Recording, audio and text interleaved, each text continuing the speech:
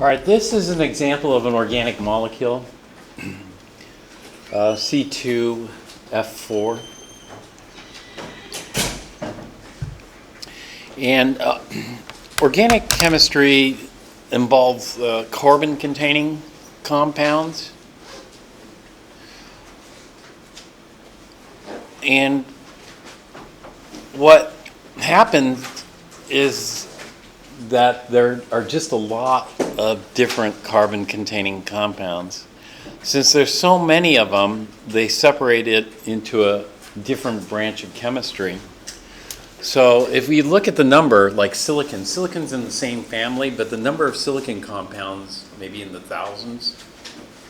But the number of organic are like in the millions plus, maybe billions. And new ones are being made all the time. And so it's just because there's so many different carbon-containing compounds out there that we have people specializing in those, and those are the organic chemists. And so this would be considered organic here. Most organic chemicals are non-polar, or I shouldn't say that. There are a lot of polar ones too. Like when you look at this, is that polar or non-polar? Non-polar. This is trigonal planar carbon, trigonal planar. Organic chemists call these sp2. These are sp2 carbons. This is trigonal planar.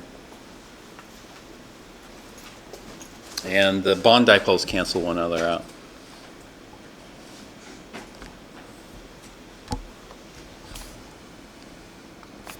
We could have situations like that. This is another organic chemical. This one's called carbon tetrachloride. It's a binary molecular compound, so we could just use the binary molecular rules.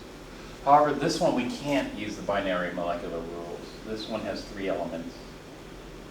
And so we wouldn't call this monocarbon, monohydrogen trichloride. It goes by different nomenclature rule. And the nomenclature rule, we would call this trichloromethane. This would be tetrachloromethane. This is kind of like methane, except there are no hydrogens. All the hydrogens have been replaced with chlorines here, but 3 of the hydrogens have been replaced. One's still left here. This is dichloromethane. Sorry. But this is non-polar because all the bond dipoles cancel. This is 3 dimensions, and it's tetrahedral, spherically symmetric. Over here, methane is also non-polar, except methane's non-polar for a different reason as well. All the bond dipoles would cancel, just like this. In the case for chlorine, the chlorines are negative, the negative end of the dipole. In the case of methane, the carbon is the negative end of the dipole. But the dipole is so small that we consider it negligible. And so even though the bond dipoles do cancel, we think of these as fairly non-polar bonds. And so hydrocarbons, carbons and hydrogen-containing compounds are non-polar, regardless of their shape. So they might not cancel. It doesn't really matter. So these are all non-polar? No, these 2 are non-polar, and these middle ones are all polar. Yeah. And so we ignore the carbon-hydrogen and just look at the chlorine. And so this is non-polar. You'd think it's non-polar because it all cancels, but it doesn't all cancel. The chlorines will pull it this way. The chlorine will pull it this way. In this one, the 3 chlorines will pull it this way out. Yeah. These are all examples of organic molecules here. But there are some examples of inorganic molecules that contain carbon too. So for example, CO2 is categorized as an inorganic. Why? It's just historical reasons, I think. Maybe. And so things like CO2 and carbonate and bicarbonate are all considered inorganic. But carbonic acid is considered an organic acid, and so a little weird, but it's just convention that dictates that. And so the last part of chapter 13 deals with organic chemistry. And carbon, why carbon? Well, one of the reasons why carbon is it forms 4 bonds. And that's quite a lot of bonds. It can form 4 single bonds, or 2 double bonds, or 1 double and 2 singles, or 1 triple and a single. So there are a lot of different types of bonding structures that we can have, and they're decent strength. And so based on the favorable bonding characteristics of carbon, we can form lots and lots of different molecules. Inorganic chemistry is the chemistry of the rest of the periodic table. So organic chemistry is the chemistry of carbon and other elements associated with carbon, and inorganic is like silicon. Silicon's in the same family, but we'd consider that inorganic. But in addition to carbon dioxide, carbonates are thought of as inorganic, cyanides are thought of as inorganic, but hydrocyanic acid, it's probably an organic. And so it's a little bit ambiguous. So let's take a look at some hydrocarbons here. These are compounds made up of only hydrogen and carbon, and the hydrocarbon bond is nonpolar.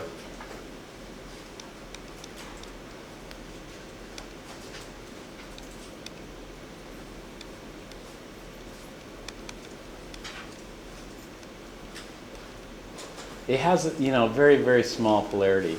And so the hydrocarbons, we have the alkanes. The alkanes have all single bonds.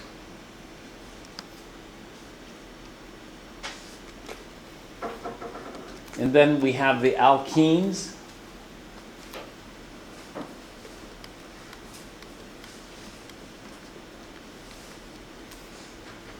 Alkenes will contain a double bond.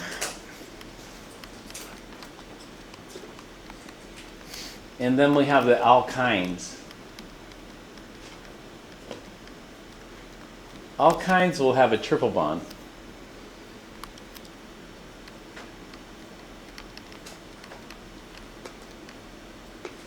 So the alkanes, and the alkynes. So let's look at some alkanes. One alkane that we could look at is this one here.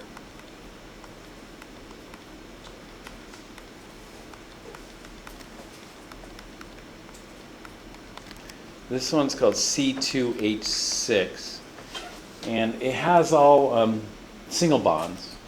And so the name is eth. This refers to 2 carbons in the chain. 2 carbons in the longest chain.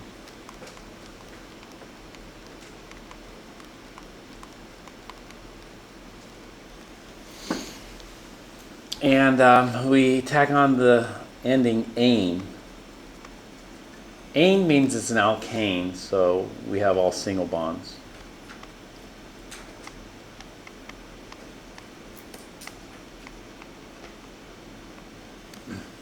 So this is called ethane. Methane has just 1 carbon, all single bonds. We have 4 hydrogens. This is ethane. Propane would have 3 carbons. Butane would have 4 carbons. So we'll talk more about that as we go along.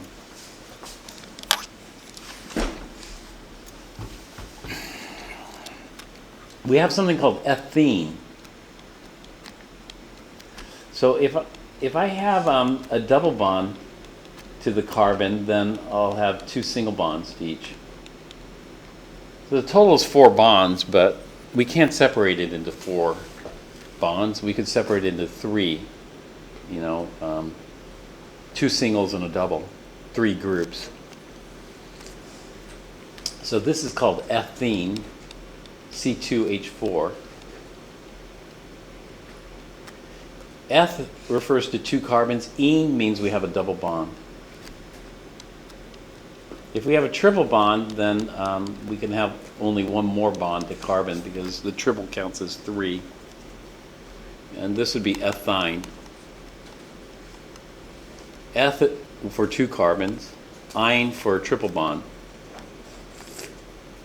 Ethyne goes by the common name acetylene. Acetylene's used in torches for welding and that kind of stuff. Acetylene. Even though acetylene has the ene, it's not a double bond. It's a triple, so it's a little bit confusing. These are all things you memorize. These are all things you memorize in organic chemistry. In Chem 4, we aren't going to memorize these. And so I'm not going to test you on this.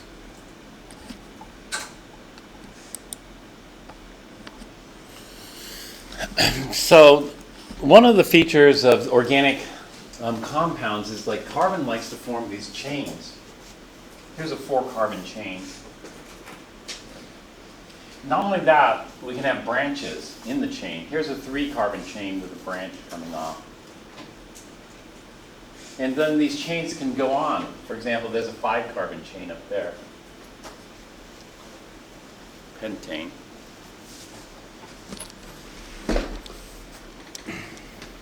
And what would the structure here on this carbon be?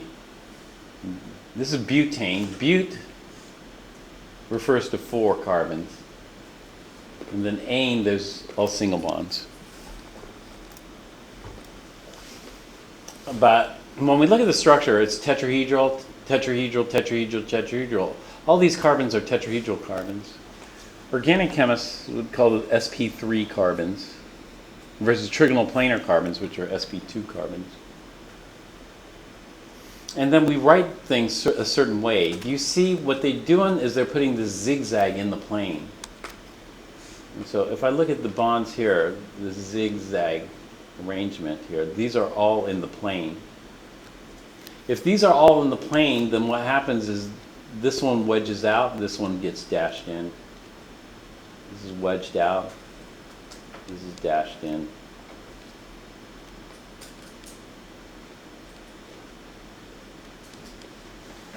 And so it depends on what perspective you're looking at the model. You know, if you're looking at the model from this angle, then this left one's wedged out, the right one's dashed in. However, if you look at the model from the opposite end, then it would flip these. You know, so the other one would be wedged out, and the other one would be dashed in. And so it depends on your perspective on the model, and that's how you're going to draw it. But one thing's consistent is certain ways we draw these. So for example, we have butane, we have pentane here. Let's go with propane. If I want to draw propane, it's 3 carbons. And so normally the way we draw a tetrahedral carbon is one vertically up like this. This is in the plane. And then one coming at a tetrahedral angle down like this. And so these 2 bonds we'll put in the plane. And that means one bond will stick out, this, and one bond will dash in, like this. So on mine, I'm looking at it by a slightly different perspective, because here, the left one is dashed in, the right one is wedged out. So I'm going to keep it at that perspective there, I think. Well, we'll see. So propane has 3 carbons in the chain. So what I'll do is I'll put all 3 carbons in the plane like this. And I want to keep the zigzag going. So this one I'll put in the plane as well. And what that's going to do is it's going to put one coming out and one going in. So how should I do this? Maybe I'll do it like this. One wedged out, one dashed in. But do you see how the perspective's changed a little bit here? What I want to do is I want to be consistent. And so if I have the right one wedged out, I'm going to make this the right one wedged out and the left one dashed in. Like that. And so tetrahedral is always two in the plane, one coming out, one going in, but we have to be careful that we don't mix up the perspective, otherwise it looks a little bit funny. So this one, the right one, I'll have wedged out, the left one's dashed in, which is different than this perspective here. And then this is going to be hydrogen here. Hydrogen, hydrogen. These are all hydrogens.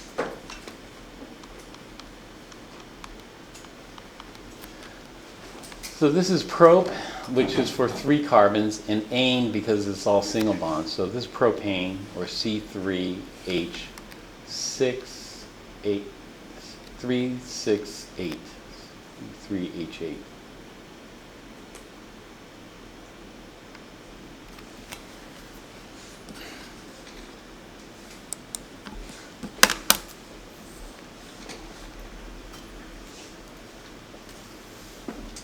So the first tetrahedral carbon we draw normally, and then the next ones we do it in the zigzag pattern where, you know, we keep the zigzag in the plane, and then we're going to have to wedge one and dash one in. And it depends on how you want to look at it. And so either you do right wedged out, left dashed, or you do left wedged out, right dashed. And whatever you do, you have to have the same perspective over and over again. Otherwise, it looks funny. I mean, you might not think it looks funny if, for example, if you reverse these. So here, left one's wedged, right one's dashed, but if you reverse these and make the left one dashed and the right one wedged, then somebody's going to think, oh, that looks weird. That doesn't look right. You know? They'll automatically see it, but on tests, I see people do that all the time. Where the perspective's wrong. All right, so this is propane. If I add another carbon in the chain, then I have 4 carbons. 1, 2, 3, 4. That's butane. And then I could have branches. This is the common name for this is isobutane. Iso refers to having a little fishtail on here. This little fishtail-like structure. The fishtail structure is this here. And that's the iso part. If we look over here, this is isopentane. Isopentane has this little fishtail structure here. You see it here. So that's one name for this, isobutane. Or we look at the chain. The longest chain is 1, 2, 3. The longest chain is 3 carbons. That's propane. And so this is another name for isobutane is 2-methylpropane. This CH3 that's attached here is called a methyl group. So we see a methyl group here. And so 2-methylpropane just means that we have a methyl group stuck on the second carbon.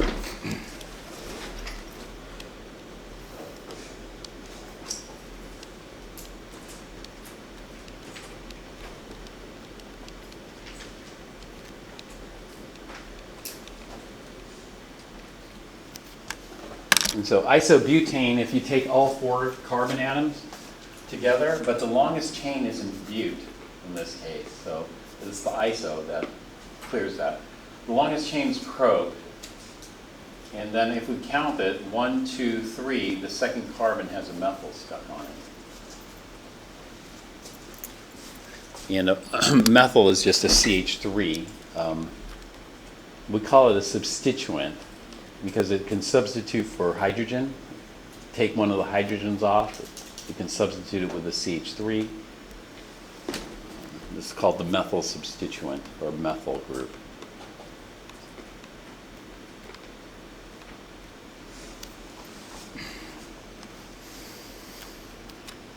Over here we have pentane. 1, 2, 3, 4, 5. 5 is pent. The N stands for normal. This is N-butane, normal butane. So it just forms a normal zigzag chain. This is normal pentane. Normal versus what? Versus isopentane. Isopentane will have this fishtail group, 2 methyls. And neopentane is another variant of this.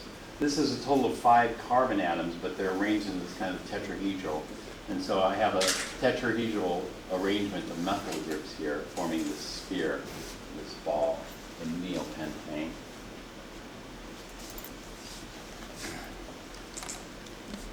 And so normal relative to these other variants of pentane, but these other variants of pentane aren't given the systematic name.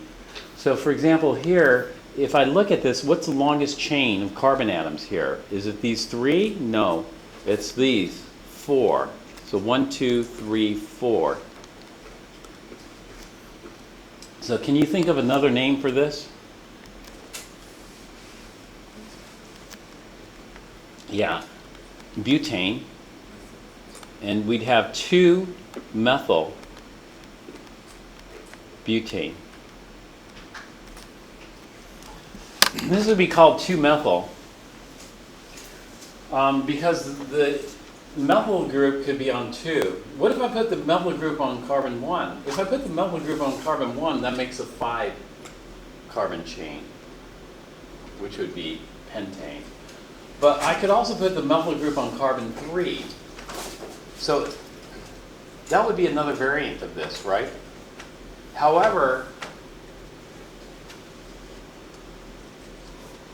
when we number the carbon atoms, we always number so that the lowest numerical value is used. So if I put the methyl group on carbon 3, then I'm not numbering it correctly. Because if I put the methyl group on carbon 3, then I should have numbered it backwards. That is, I should call this carbon 1 and this carbon 2. So 3-methyl butane is the exact same thing as 2-methyl butane. And therefore, we should only use 2-methyl butane for that.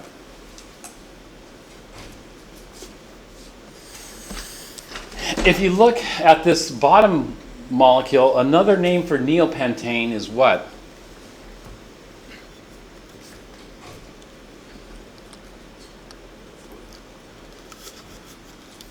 Neopentane, or what could we call it? Well, what's the longest chain? 3. So 1, 2, 3. And so 3 carbons gets the name propane, but this propane has a couple of things stuck on it. What's stuck on the propane chain? I have 2 methyl groups stuck on here. I have a methyl group here and a methyl group here. And so if I have 2 methyl groups stuck on my propane on carbon number 2, then what I call this is 2, 2 dimethyl propane.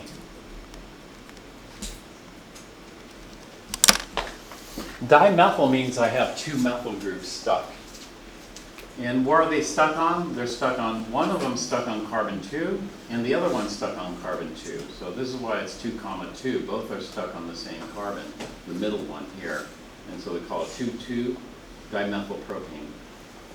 So 2, 2 hyphen dimethyl propane. That's more of the systematic name versus the common name. Okay. All these are examples of alkanes because we don't see any double bonds. If there are double bonds in here, that's an alkene. If there's a triple bond in here, that's an alkyne. And so these are all examples of alkanes.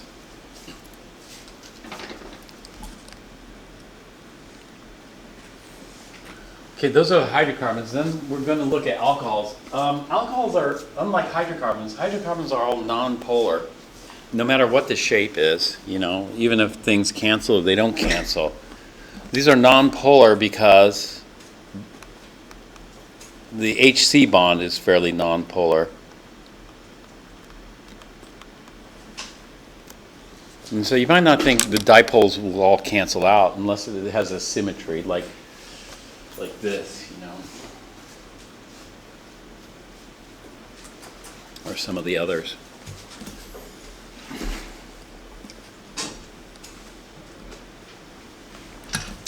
Alcohols will have another substituent.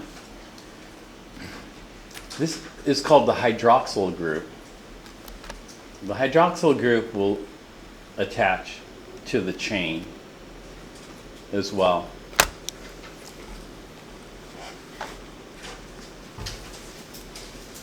So let's take a look at some alcohols here.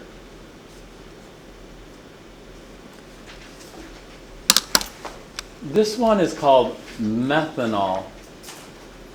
Meth is one carbon.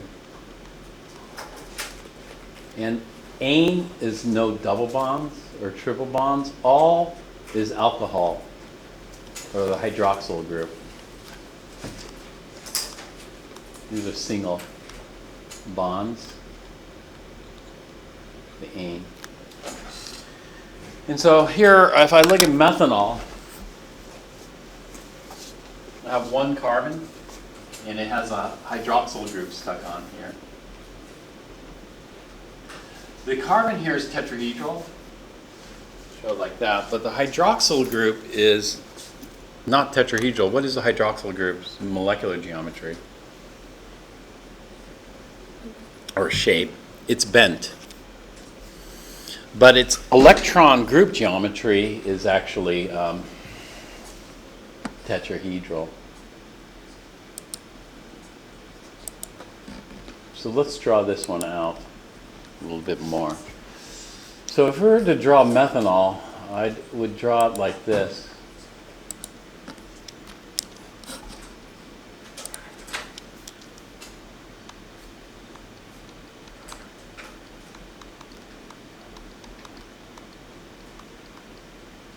This would be the Lewis structure. And I'd have a tetrahedral carbon. So I want to draw two in the plane, one wedged out, one dashed in. And then I'm going to have three hydrogens on that. So I'll put the hydrogens on this. And then I'll continue the chain here. I'm going to have a tetrahedral oxygen, tetrahedral meaning electron geometry. And I want to put as many bonds in the plane as I can. So I'll have the hydrogen over here. That means I'm going to wedge out a lone pair here and dash in a lone pair here. And so as far as wedge dash diagrams go, this lone pair is going to wedge out here and this lone pair is going to dash in here.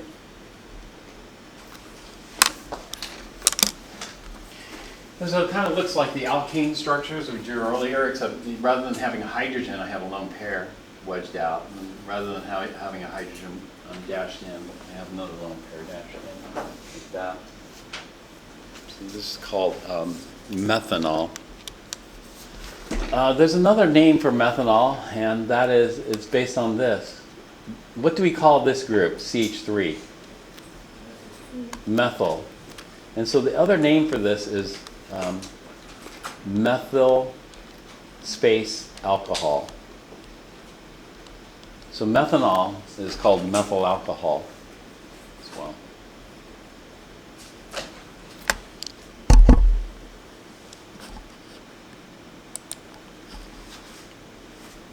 You see that this one is going to be called, well, what's the longest chain here?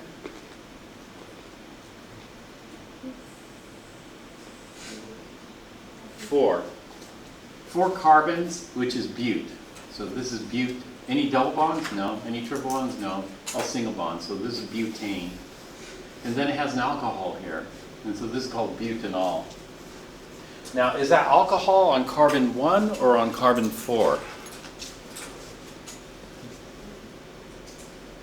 The alcohol is going to be on carbon 1 or 4.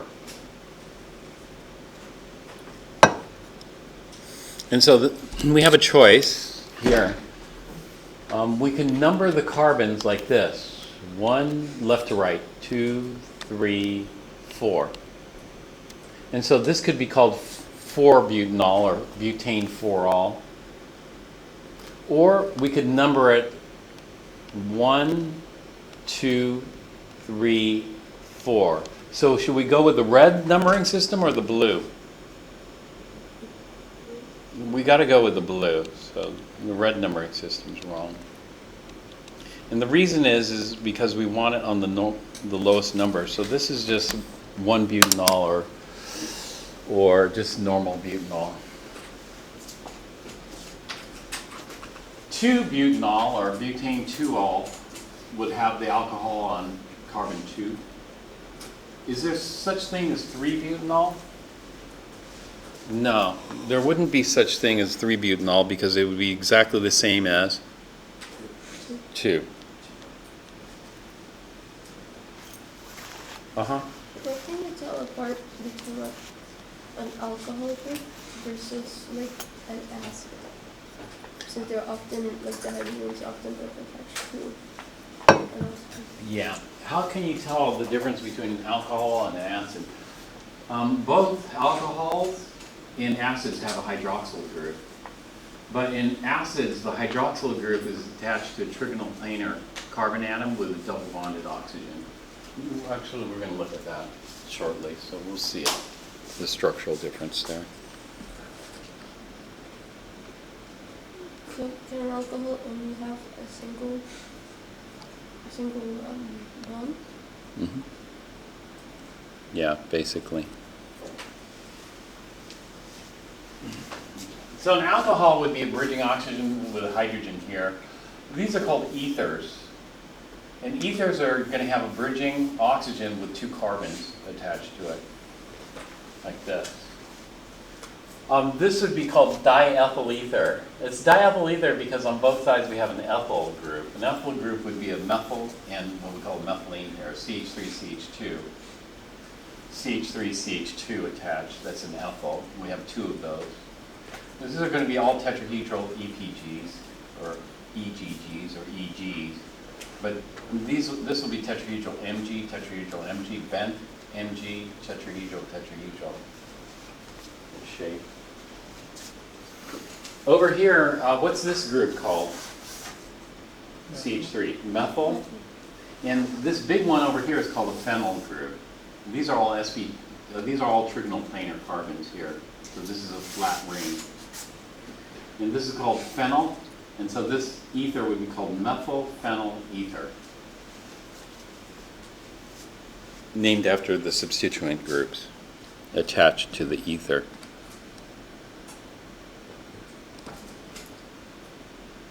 Now we go on to carboxylic acids. Carboxylic acids are a combination of 2 other, structural groups. And so when we look at a carboxylic acid, we have a C that's going to be, actually let me try to draw this more. So we have a C here that's going to be double bonded to an oxygen here.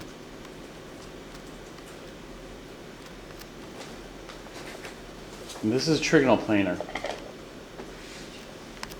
And then we're going to have an oxygen here. It's going to be bonded to a hydrogen here.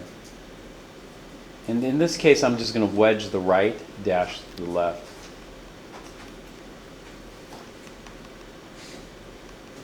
This gives me my tetrahedral electron group geometry, but my bent molecular geometry.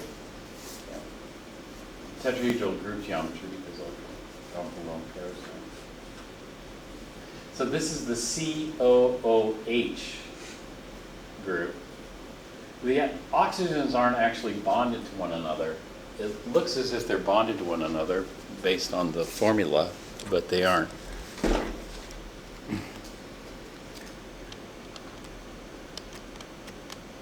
Sometimes it's written CO2H. This thing dangling here is attached to the rest of the molecule. So sometimes we use the symbol, or most of the time we use the symbol R for that.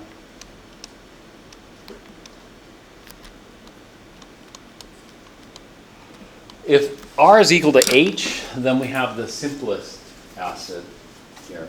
So if R is equal to H, then we just have 1 carbon acid. But R could be a methyl group. If R is a methyl group, then we have a 2-carbon acid. If R is an ethyl group, then we have a 3-carbon acid.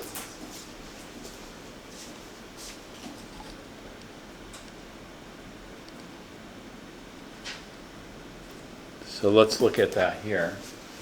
So if we look at the R group as H, then we have a 1-carbon acid, and 1-carbon acid is called this. Methanoic acid.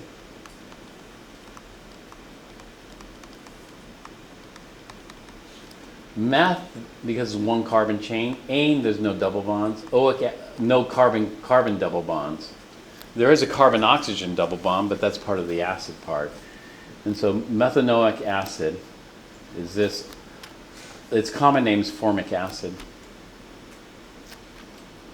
The name for this one is called ethanoic acid.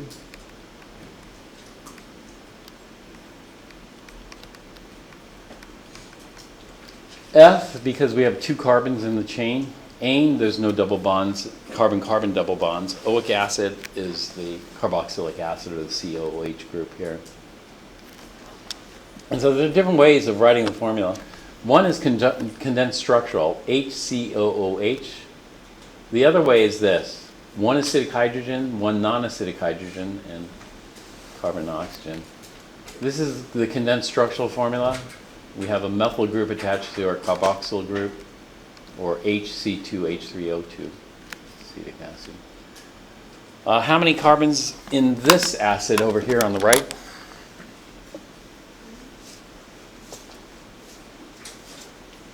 It has 1, 2, 3. 3 is prop, so this is called propanoic acid.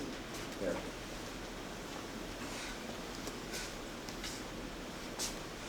There's no common name for protanoic acid. We could also do, I'll do one more here in addition to this.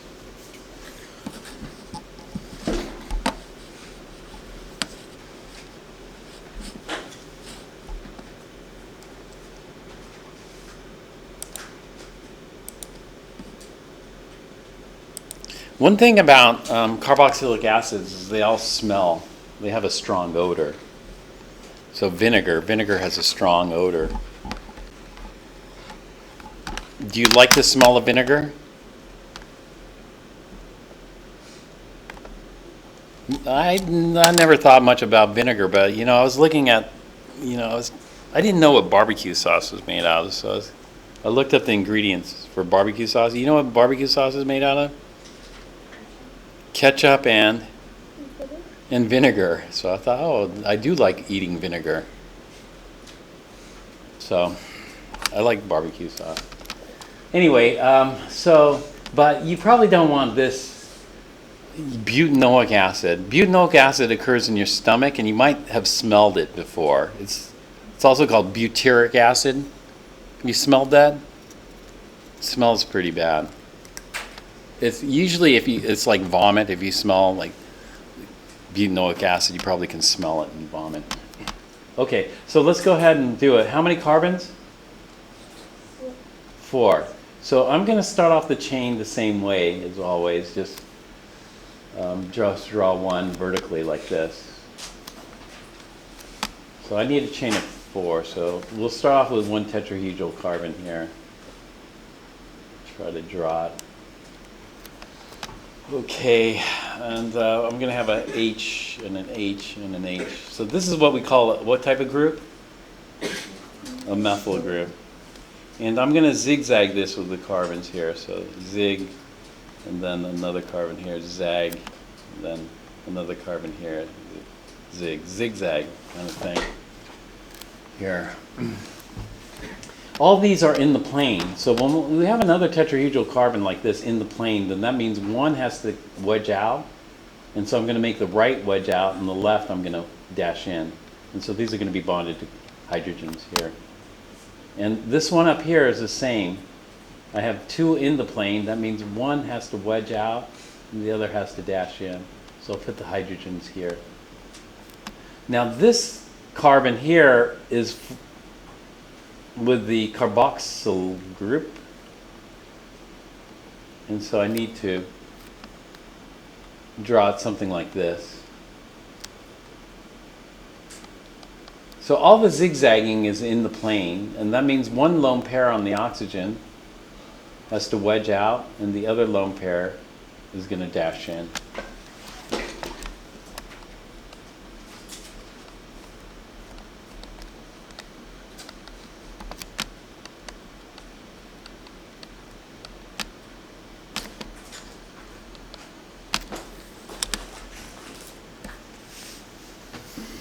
Which is part of, you do know gas is part of the stomach acid, in addition to hydrochloric acid.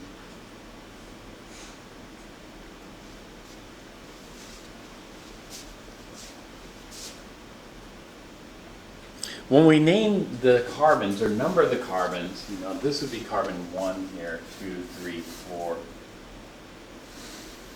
You want the lowest number to be associated with the functional group. Functional group just refers to the structure, the COOH structure. COOH.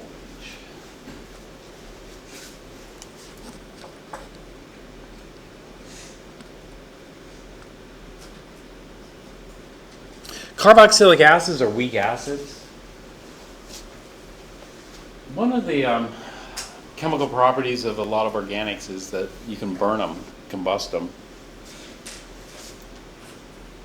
So alkanes or hydrocarbons are good fuels, you know, like gasoline. There are alcohols that you can also combust.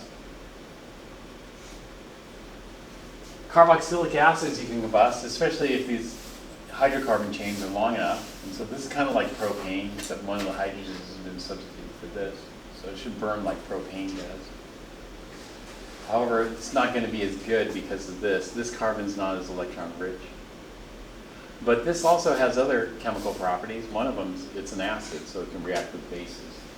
Well, this one just has one acidic hydrogen and 2, 4, 7 non-acidic hydrogens.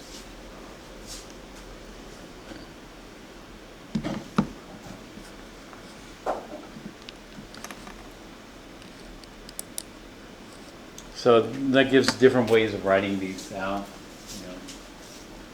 Yeah. Usually a lot of people like to write it condensed structural formula way. And this is kind of a hybrid here, what they show. They show this as a group. This is an ethyl group attached to the carboxyl group. But typically the way we show it is like this. You know, we could show this as a propyl group attached to the carboxyl group, or we do it like this. We show it as individual groups. And so this is called a methyl group here. And then we have a CH2. CH2 is given a name. CH2 is called a methylene group. So we have methyl attached to methylene, attached to another methylene, attached to the carboxyl group. Here.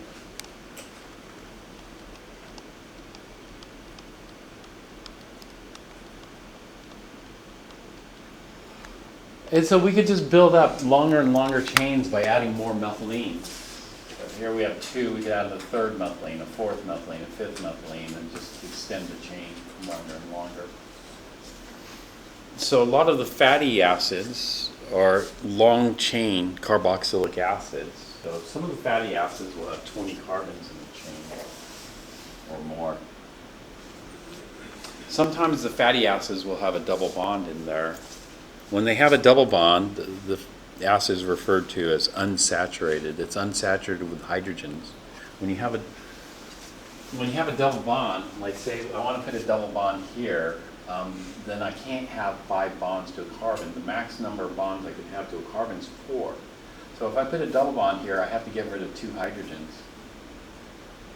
And so that becomes unsaturated with hydrogen. And so when we have all single bonds, then it's saturated. If I have a double bond or triple bond there, it's unsaturated. And so we could have unsaturated fatty acids and saturated fatty acids, which are just long chain carboxylic acids. All right, that's the last part of chapter 13 that I wanted to talk about.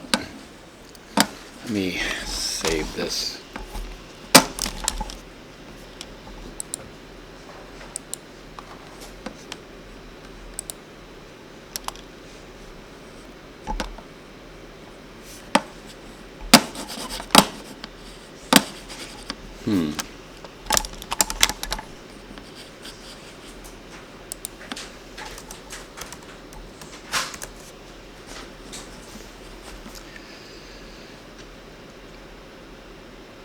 Okay. Need to open. Let's take a look at chapter 14 next.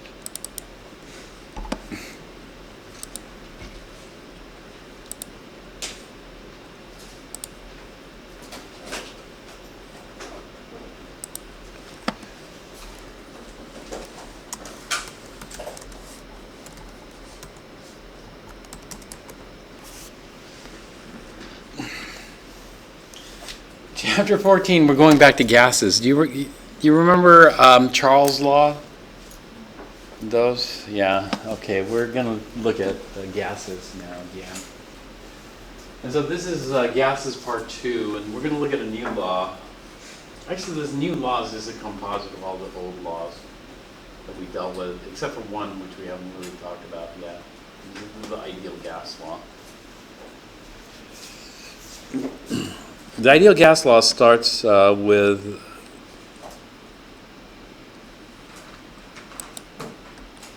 this law we skipped over in part 1. And that's Avogadro's law. Avogadro's law just states that the volume is proportional to the number of particles, or number of particles is proportional to n. And so what we can say is that Avogadro's law just says that the volume is proportional to n, the number of moles. And so the volume of the gas is proportional to the number of moles of gas we have here. So it's linear, and so if we double the number of moles, we're going to double the volume. If we triple the number of moles, we triple the volume. So it's directly proportional. So that's shown here in this slide. Number of moles, number of particles. A mole is just an Avogadro's number worth of particles. But let's say we have 4 particles here. If 4 particles takes up 50 milliliters, then if I double the number of particles, that would be 8 particles. 8 particles should take up 100 milliliters. So let's take a look over here. We have 8 particles here. 2, 4, 6, 8. Over here we have 4 particles. But these are 4 particles of oxygen. And these are 8 particles of hydrogen. And when I look at hydrogen, hydrogen is a lot smaller. Oxygen is a lot bigger. So is it really going to double the volume? It seems like it shouldn't, because these are smaller particles. But what we have to remember is for gases, the volume is mostly empty space. And that empty space is being held together by these collisions. And so when we think about it, it doesn't matter the size of the particles themselves. 8 particles, regardless of how big or small the particles are, is going to occupy double the volume of 4 particles. And so we don't really think about the particle sizes impacting, we just think about the number of particles. And so if 4 takes up 50, then 8 will take up 100. And so when we take our oxygen and react it with hydrogen, we're going to make water. How many water molecules did we make over here? We made 2, 4, 6, 8.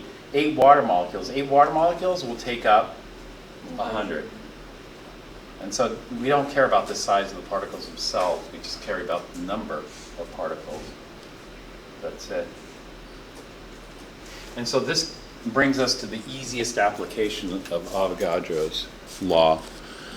The easiest application of Avogadro's law is by volume mixtures and volume reactions here. Let's take a look at what I mean here.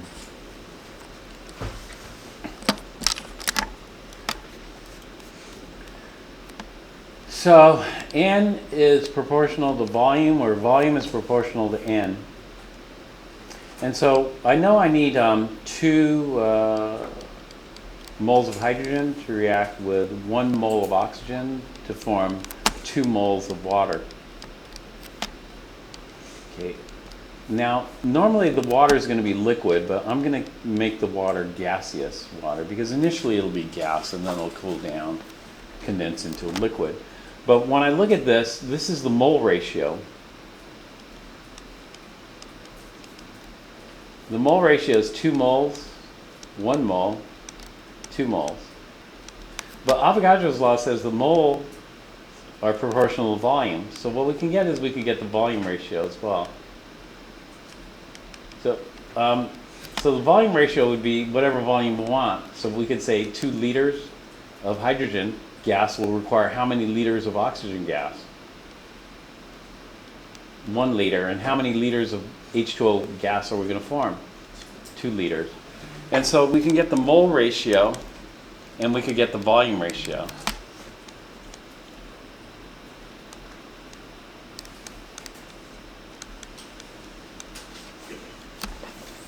Volume ratio we could do simple stoichiometry with.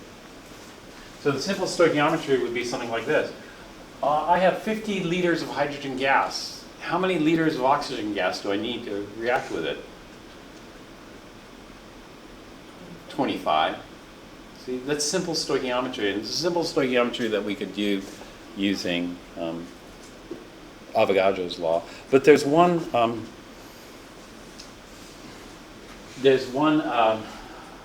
caveat to that, and that is the hydrogen and oxygen gas have to be at the same temperature. Not only do they have to be at the same temperature, they have to be at the same pressure. So it's not fair. If you have 50 liters of hydrogen at room temperature and room pressure, and you take oxygen out of the freezer, it's not going to be the same volume. It's not going to be 25 liters of cold oxygen because everything has to be at the same temperature and pressure. And so the little caveat, we end up here, the volume ratio is only valid at constant temperature and pressure, meaning that the temperature and pressure for both gases need to be the same. And if you alter the temperature of one and not the other, then it screws things up. Whereas the mole ratio doesn't care. You know, the mole ratio, the oxygen can be at any temperature, any pressure, as long as you have 1 mole. It doesn't matter. But the volume ratio is going to be a bit more sensitive.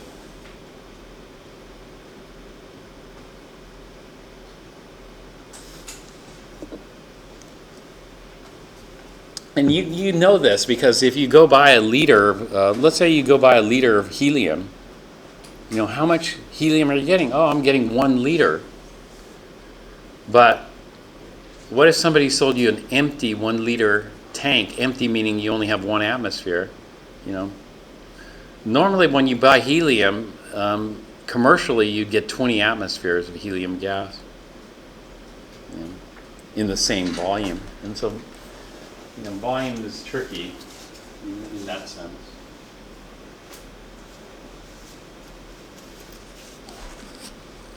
But as long as we keep the temperature and the pressure the same, then no problem. So this is another application of Avogadro's. So 3 particles takes up this volume. 6 particles, we need to double the volume. 9 particles, we need to triple the volume. So it's very simple in that sense. But what if we have this? What if we have the 3 here, and then we have the 9 here, and then we freeze this 9? That is, we cool it down. As we cool it down, it condenses into smaller and smaller volume. And so then it's not necessarily triple. Why does it matter if you freeze it down if you still have the same number of particles? Like let's say that you had like an oxygen tank and you were like a diver, you still have like the same amount of oxygen in it. Yeah, you have the same amount of moles, but you won't have the same volume. So, the situation is the balloon, like a hot air balloon, will expand and contract. So the volume changes depending on the temperature. So the hotter the temperature, the bigger it grows. Or the colder the temperature, the smaller it contracts. The same thing with pressure. As the balloon goes higher and higher, the atmospheric pressure goes down, and the balloon will start to expand bigger and bigger.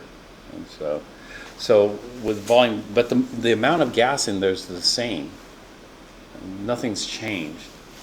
And so the volume we have to be careful with when we make comparisons of volume. We have to compare it at the same temperature and pressure.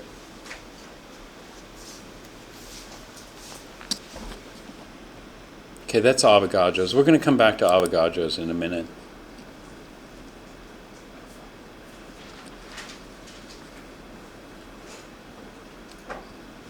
Did I skip Dalton's? Let me see.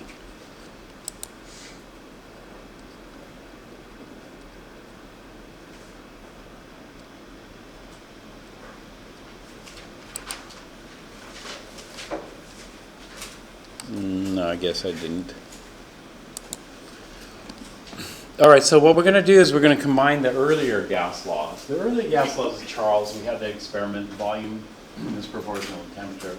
We also talked about Boyle's, but I don't care if you don't remember the names, Charles, Boyle's, Avogadro's. But what we're going to do is we're going to take Charles, Boyle's, and Avogadro's and combine the three.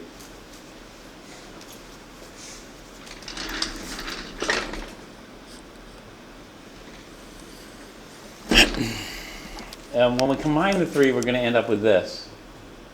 We're going to get P1V1 over N1T1 is going to equal P2V2 over N2T2.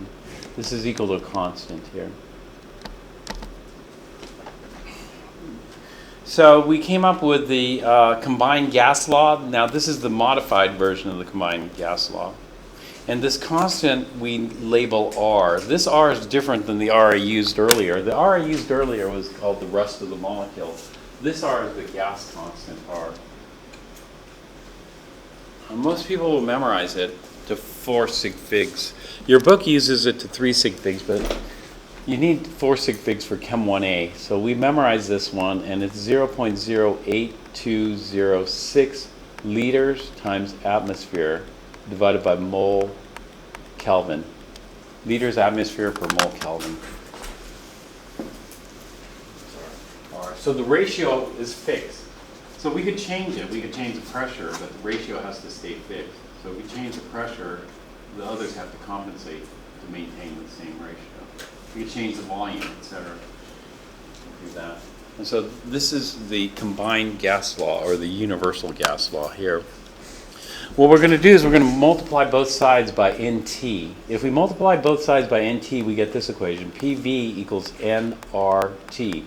We'll split the N and T, include the RT. And so this is called the ideal gas law.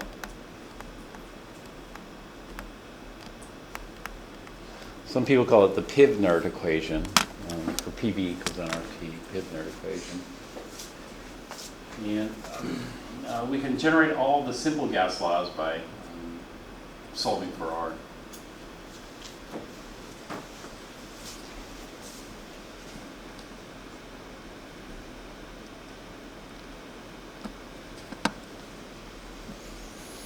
So they're doing the derivation here. I don't know what they're doing exactly. I don't really care. We'll just go to the final. So this is combining all the simple gas laws. Now, depending on the units, what are the typical units of pressure? Atmosphere, pascals, bar, millimeters of mercury, torr. Depending on the units we have for P, it's going to change R. The same thing with V. Volume is typically in liters, but somebody might use milliliters. It'll change R. T is Kelvin. And so the gas constant I gave you is for units of liters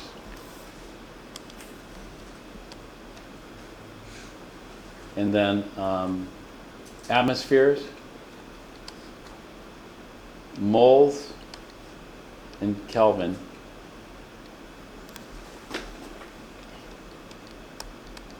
Then we get this 0.08206 liters times atmosphere per mole Kelvin.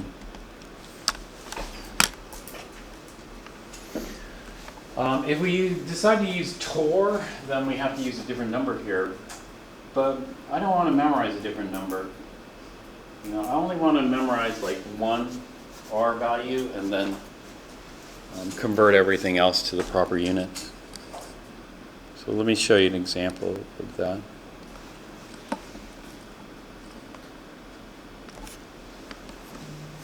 Well, before I do that though, the ideal gas law we can use to derive all the simple gas laws. So for example, Boyle's law, which involves volume and pressure, for Boyle's law we hold the temperature in moles constant. For Charles' law, we hold the pressure in moles constant. And for Avogadro's law, we hold the pressure and temperature constant. And therefore, we can derive all these simple ones, but there's no reason to do that here. We're okay, I mean, just using one, the ideal gas law, and we can forget about all the others. It's like in quantum mechanics, kind of, but not really. In quantum mechanics, do we really care about the Bohr model or the Bohr theory? No. No, we care about the quantum. But what happened to classical physics? You know, they call quantum mechanics modern physics. And the stuff that Newton came up with, Newton, like in the 1700s and 1800s, he came up with classical physics and Newton's laws. Have you heard of Newton's laws? So with quantum mechanics, what happened to Newton's laws? Were Newton's laws abandoned like the Bohr model? I mean, we don't even think about orbits anymore. Nobody really thinks about orbits anymore. Because we know that orbits aren't correct. So with quantum mechanics, does that mean that Newton's laws are all incorrect? We're going to replace them? And it turns out that's not the case. The case is, if we look at quantum mechanics, then we can derive all of Newton's laws from quantum mechanics. And so if we start off with the Schrodinger equation and quantum mechanics, then we make assumptions. So one thing we assume is that the object is big. If the object is big, then the quantum mechanics simplifies into Newton's laws of motion. And so Newton's laws of motion are just quantum mechanics applied to very specific scenarios, just like these laws are the ideal gas law applied to very specific scenarios here. And so it's still valid. So classical physics, the old physics, not the modern physics, got people to the moon and back, you know, and so it's still very applicable today. These are two, but we aren't going to worry about the names. In fact, we just use the ideal gas law in its two forms. This is one form of the ideal gas law. The other form of the ideal gas law is solving this for R. When we solve this for R is equal to PV over NT. So P1V1 over N1T1 is a fixed ratio, that's R, which can be changed to P2V2 over N2T2. So we can change things and still have the same ratio there.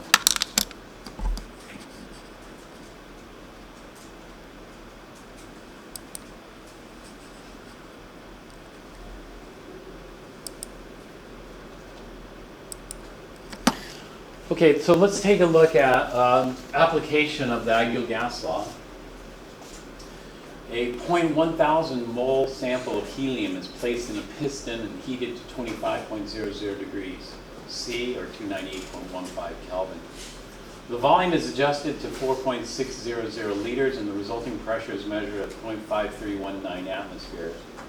Use these data to determine the value of the universal gas constant R. So normally when we do these gas problems, we look for pressure. We need to know the pressure, we need to know the volume, we need to know the amount in moles, and we need the temperature, P, V, and T. We need those.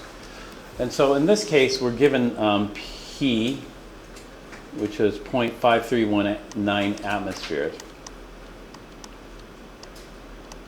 V,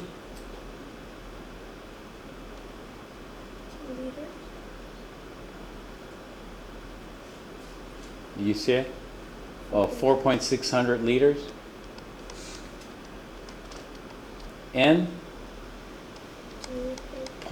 yeah, 1,000 moles. T, 298.15 Kelvin. So these are the typical units we use. For pressure, we usually use atmospheres. Volume, liters. Everything looks normal. The only thing that's missing is R. I already know what R is, but they want us to calculate R based on this data. So R is equal to PV over NT. PV over NT.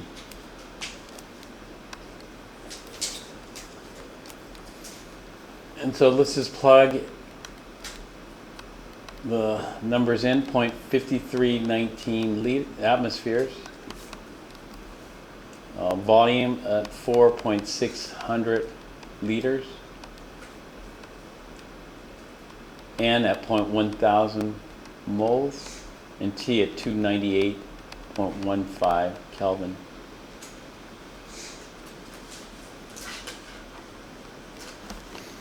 Let's see what it comes out to.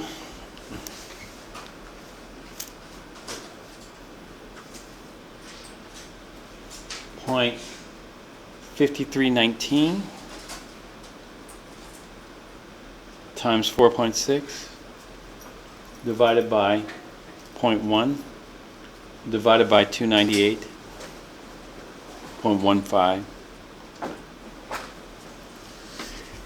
and I get 0.08206.4 liters times atmosphere per mole Kelvin. Is that what you get?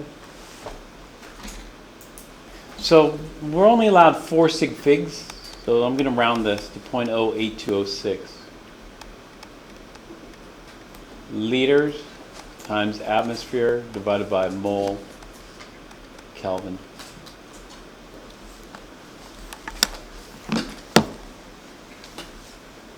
All right, normally we don't have to calculate R because most people have it already memorized, and it turns out this came out the same. So it came out as expected.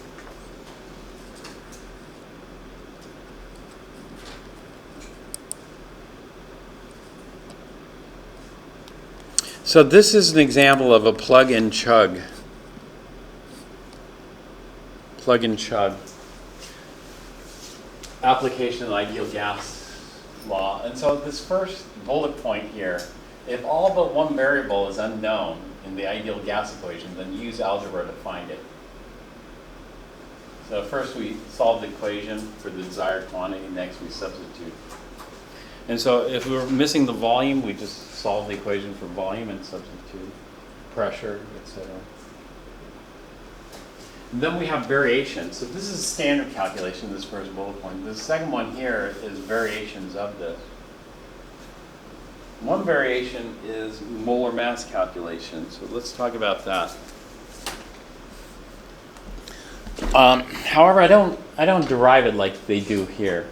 I do it a little bit differently. I don't know what they're doing here.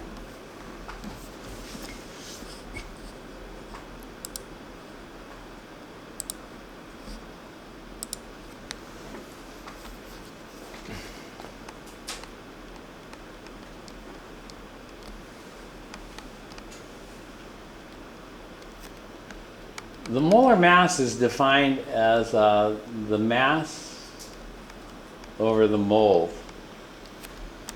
In other words, grams per mole are your typical units for molar mass. And so mass in grams and then moles in moles. Or in other words, this is equal to mass over N of the gas.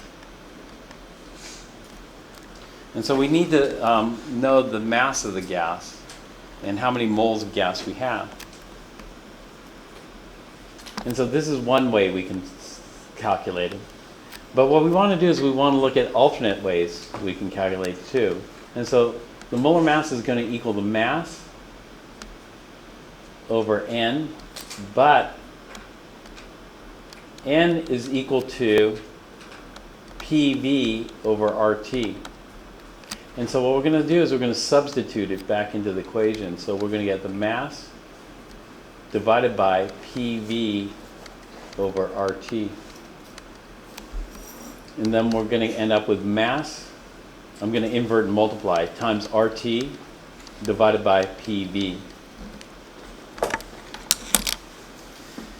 This one looks more like more work. Rather than just needing the mass and the moles, now we need the mass, the temperature, the pressure, and the volume. So it appears to be more work. However, there's something else in here we can see, and that is this. Mass over volume.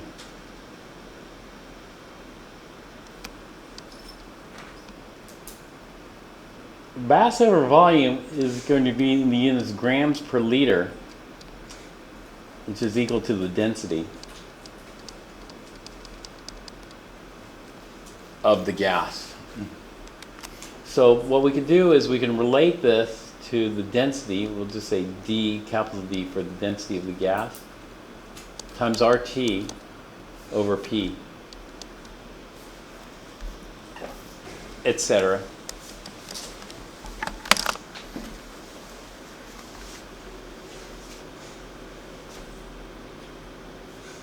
So let's try to use this equation for a calculation.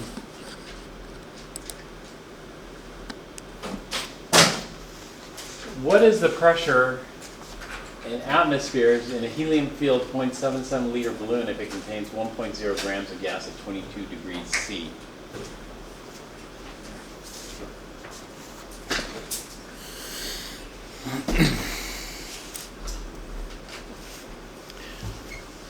So there are a number of ways of solving this particular problem. One, we could use their equation. I don't like their equation.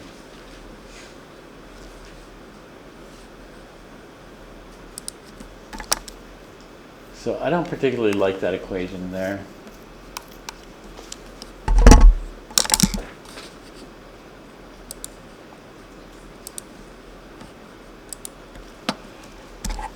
So an alternate way of solving this is like this. You have the equation memorized, or you can derive it. And so derive or memorize. So we derived it. The molar mass is equal to the density times, what was it? Actually, I forgot it already. The molar mass is equal to the density times R times T divided by P.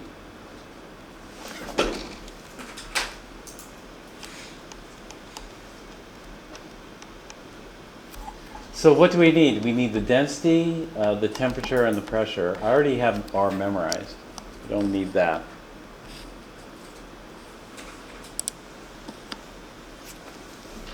Do they give us the density? No. They don't give us the density, do they? But they do give us the grams. And they do give us the liters. Do you see that? And so if they give us the grams and they give us the liters, then we can figure out what the density is. Or I could use the previous equation, the one. I could have just left it mass over volume. Here. If I left it mass over volume, then I just use this equation here. I could plug in the mass and I can plug in the volume, but they want us to solve for pressure. And so let me go back to this.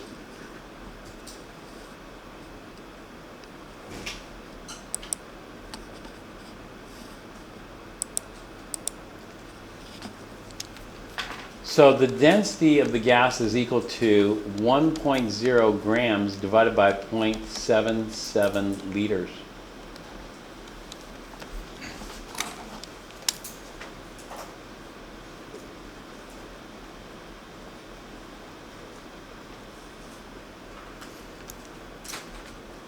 Which will give us 1.298 grams per liter gas.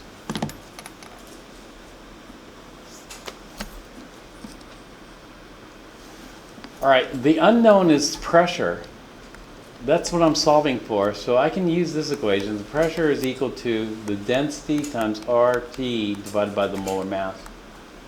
So I just figured out what the density is. Now I have the temperature. The temperature has got to be given. So let's see what the temperature is. Temperature is 22 degrees C.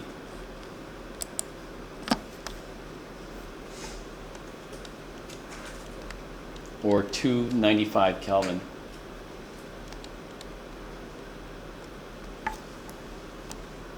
The density we just calculated, 1.298 grams per liter.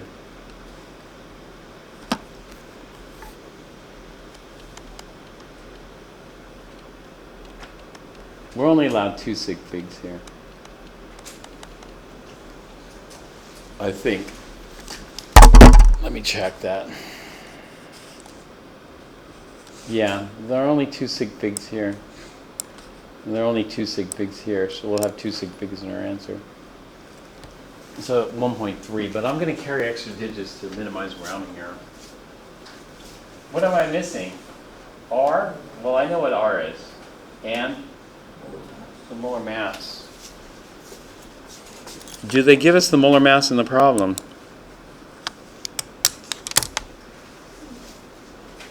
No, they don't give us the molar mass in the problem, but they give us enough information that we could figure out what the molar mass is.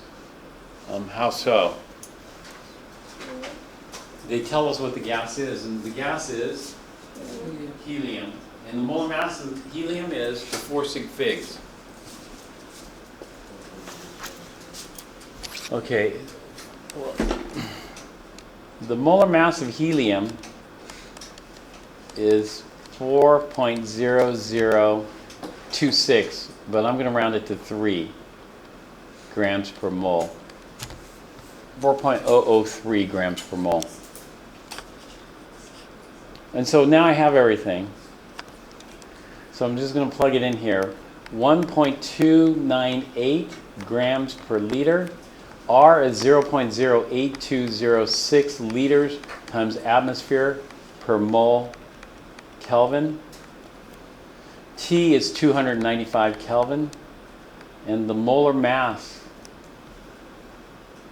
is 4.003 grams per mole. That comes from the periodic table. Let's see if the units work out.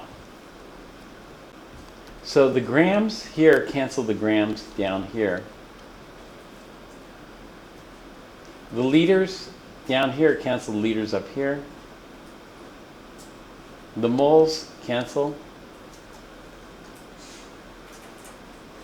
And I'm left with units of atmospheres. And that's what I want, atmospheres. So 1.298 times 0.08206 times 295 divided by 4.003 gives me 7.853 atmospheres.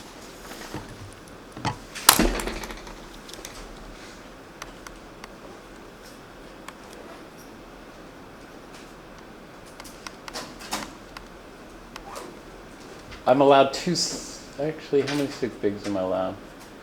2, yeah, so 7.9 atmospheres. Yeah. What did they get? They also got 7.9 atmospheres here.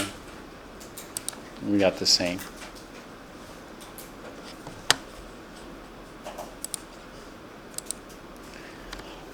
What if I forgot this equation?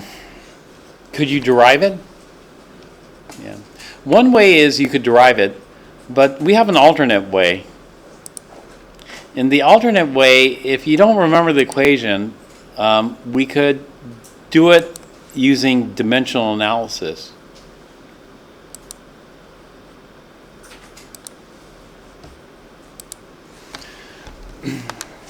And so an alternate calculation here is using dimensional analysis without any equation.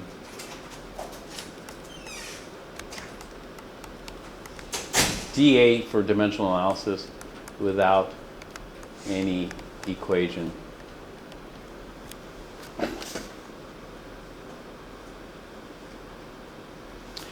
So a dimensional analysis, we want pressure, and the pressure is going to be in atmospheres. So the question is, how many atmospheres do we have? And so what has atmospheres on the top? Well, it has atmospheres on the top. They don't give us the atmospheres. But what we know is we have 0.08206. The units here are liters times atmosphere divided by mole Kelvin. So my goal here is I want to cancel the liters, I want to cancel out the moles, and I want to cancel out the Kelvin. So let's look at the data that they gave us in the problem. When I look at the data, do they give us the liters? Yeah, 0.77 liters.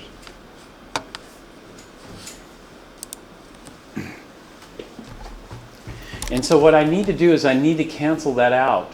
The way I'm going to cancel it out is I'm going to divide it by 0.77 liters.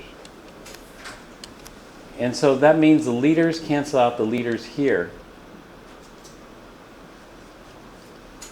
Okay, what else do I need to cancel out? I need to cancel out the moles. So let's go back up here. Do they give us how many moles? They don't, except I know it's helium. And if I know it's helium, then I can use the molar mass of helium to cancel out the moles. And so I need to cancel out this moles on the bottom. And so the molar mass of helium is 1 mole of helium weighs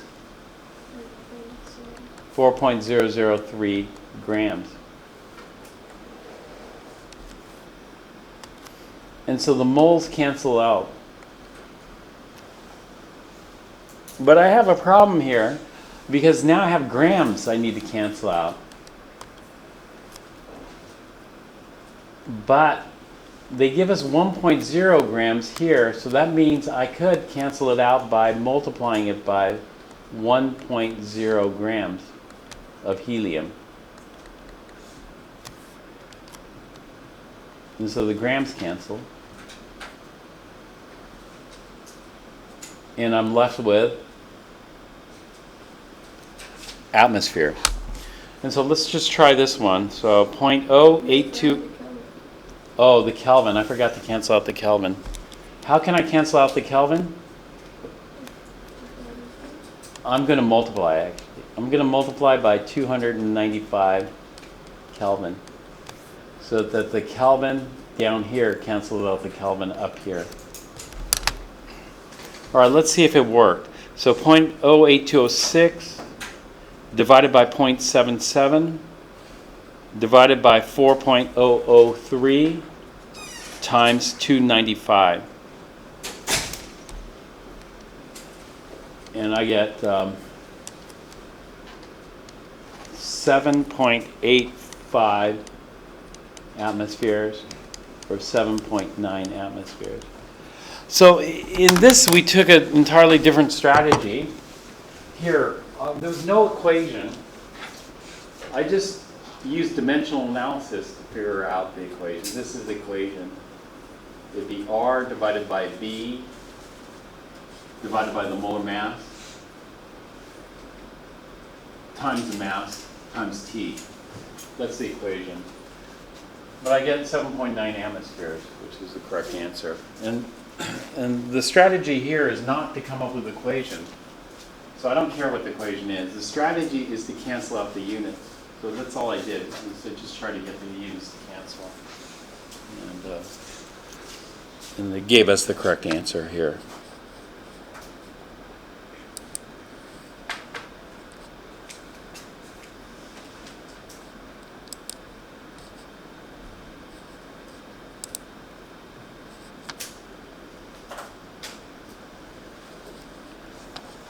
All right, so next we have gas density, but we'll take a break right now and then we'll look at gas. So I have a different way of deriving density as well. So density we're going to give the symbol capital D to, and that's going to be mass over volume. And so we need to know the definition of density, mass over volume, and then from the ideal gas law, volume is equal to nRT over P. And then we can substitute that in up here. So the density is mass over volume, which would be mass divided by nRT over P. And then we'll invert and multiply. So this comes out to mass times pressure divided by nRT. And so this looks even worse. But one thing that we could see is this. Mass over N, we've seen before. What is that? The molar mass. And so this simplifies into the molar mass times P divided by RT.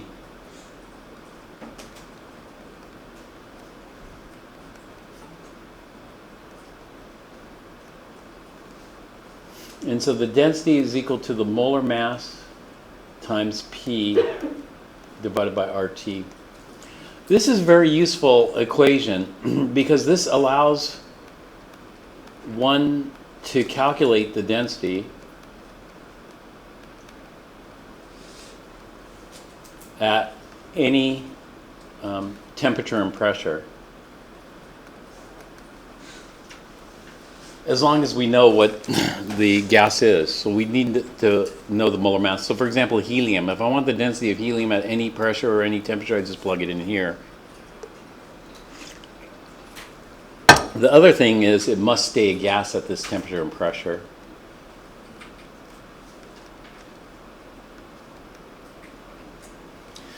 If the temperature gets too low, then the gas might liquefy. And if that's the case, the density is going to be incorrect because this is the density for gas only. And so in the active example here, let's see what they're doing. They're asking us to calculate the density of helium. Well, that's helium. We just figured out the molar mass of helium. It's 4.003 grams per mole. And we have the temperature. This is 295 Kelvin. And the pressure.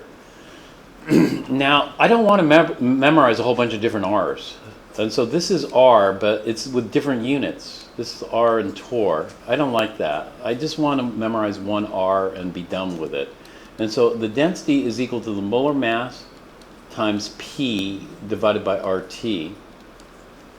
And so the molar mass is 4.003 grams per mole. Now the pressure, I'm going to just convert it into atmospheres.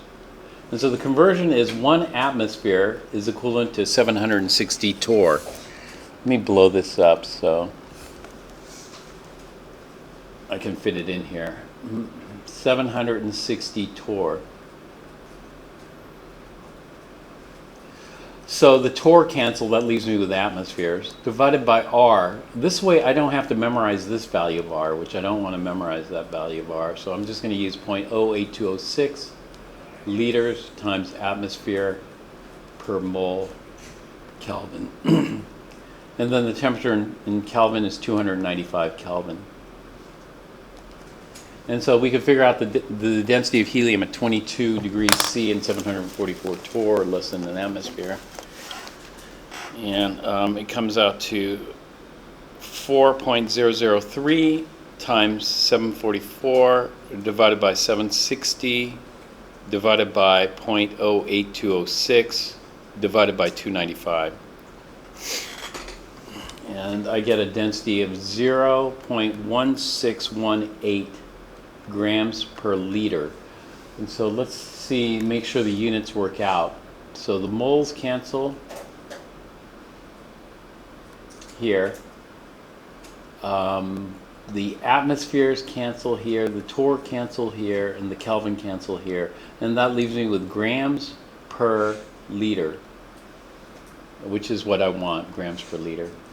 I'm only allowed 3 sig figs, so I'm going to round this to 0.162 grams per liter. That's the density of helium. And that's what they got here. They have the same exact equation. Density is equal to molar mass times pressure divided by RT, but they use a different R value here than I use. We could do this using dimensional analysis too. Let's say I didn't want to, or I forgot the equation. I didn't want to remember it or memorize it, actually, I should say. And so alternatively, we could use dimensional analysis to solve this particular problem. And so too, using dimensional analysis. The density, we need the units. The units of density in grams per liter. And so that's what I want. Grams per liter. And so I need something that gives me grams on the top. Well, one thing that gives me grams on the top is 4.003 grams per mole. So I have grams on top, but I need to get rid of moles. And I need liters on the bottom. Well, what has liters on the bottom? What has liters on the top is 0.08206 liters times atmosphere per mole Kelvin. But if I divide by this, I'll put liters on the bottom. So far I have grams and liters, but I have extra stuff I need to get rid of. Moles I need to get rid of, but fortunately moles is taken out right here. I need to get rid of atmospheres. So to get rid of atmospheres, I need the 744 torr, and then I need to convert that to atmospheres. So 1 atmosphere is equivalent to 760 torr. And so the torr cancel, and then the atmospheres cancel. And then one last thing I need to cancel is the Kelvin. So I could just multiply by 295 Kelvin here. That's the temperature, and then the Kelvins cancel. And this is entirely through dimensions rather than equation.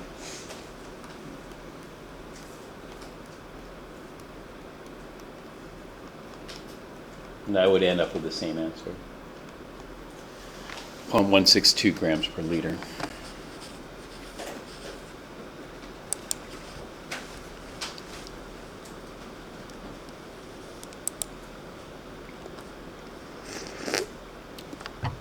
Next we come to molar volume. A molar volume is defined as the volume per mole. The units of this would be liters per mole. Would be the units.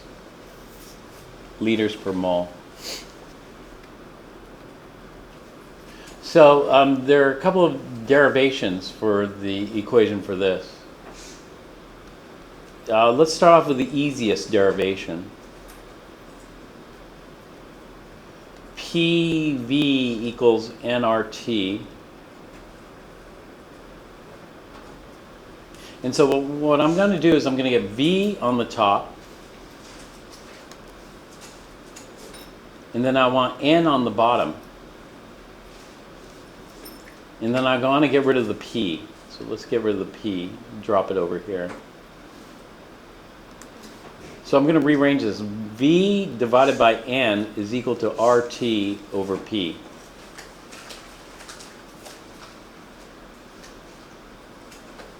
Oh, that's not it. There, let's ignore that. So this is the equation for molar volume.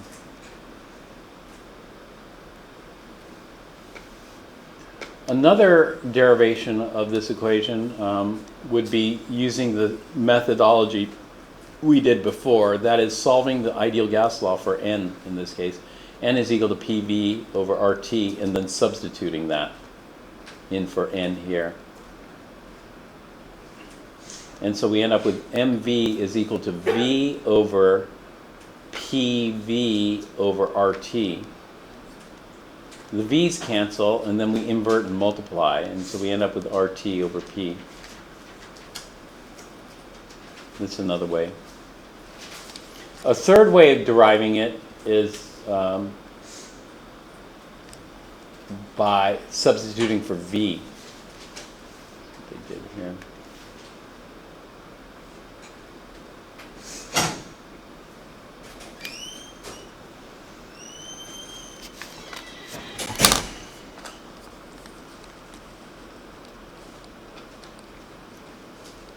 So the molar volume depends on pressure and temperature.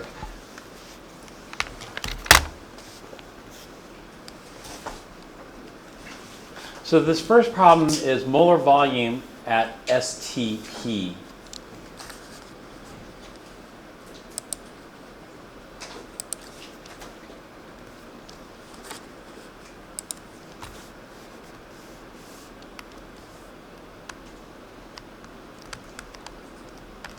You know what STP stands for? Standard temperature and pressure. So standard temperature is defined as 0 degrees C or 273 Kelvin. And standard, this is the new standard pressure.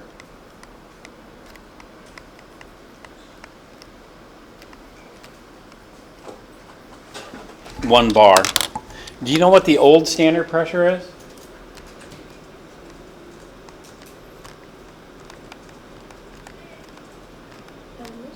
Yeah. The old standard pressure is 1 atmosphere. Exactly. The new standard pressure is 1 bar.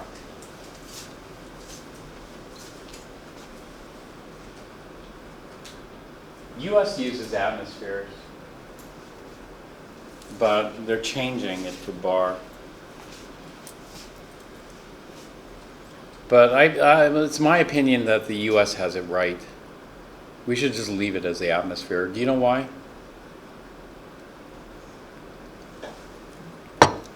Because what is normal atmospheric pressure?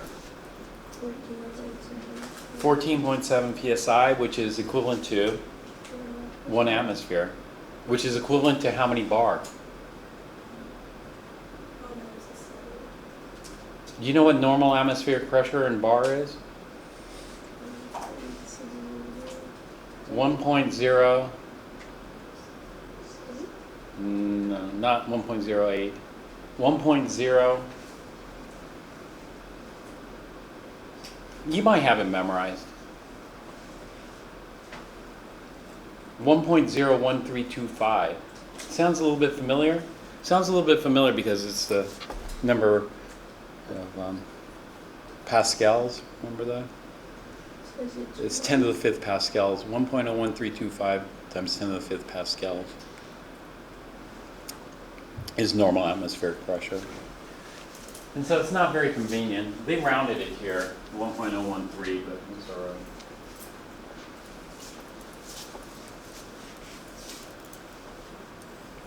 Anyway, my preference is atmospheres. But this is the molar volume at STP. And so we know the molar volume equation. Molar volume is equal to RT over P. So R, they have it to 3 sig figs. Like I said, I want you to memorize it to 4 sig figs. It's 0.08206 rather than rounding it to 0.0821. The reason is you don't need it for Chem 4, but for Chem 1A you do need it for 4 sig figs. 3 sig figs is not enough. Liters atmosphere per mole Kelvin. That's R. And then the temperature is 273, the standard temperature, divided by the pressure. The pressure is 1 bar standard pressure, but they converted into atmospheres so that we could use this. They didn't make you memorize a different R value for a bar in this particular instance, but they just ended up converting from bar to atmosphere. So normal atmospheric pressure is 1 atmosphere or 1.013 bar to 4 sig figs.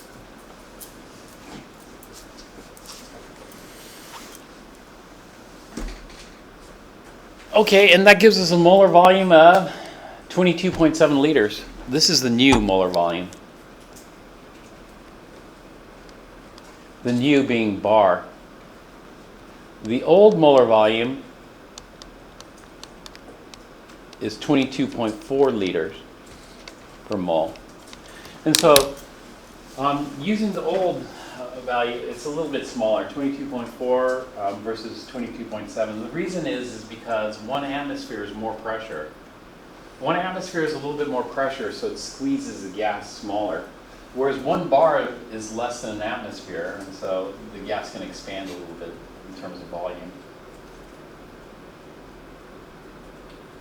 When I took chemistry, I had to memorize this, like in high school and college, like Chem 4 equivalent. Is that molar density? What's that? The molar volume.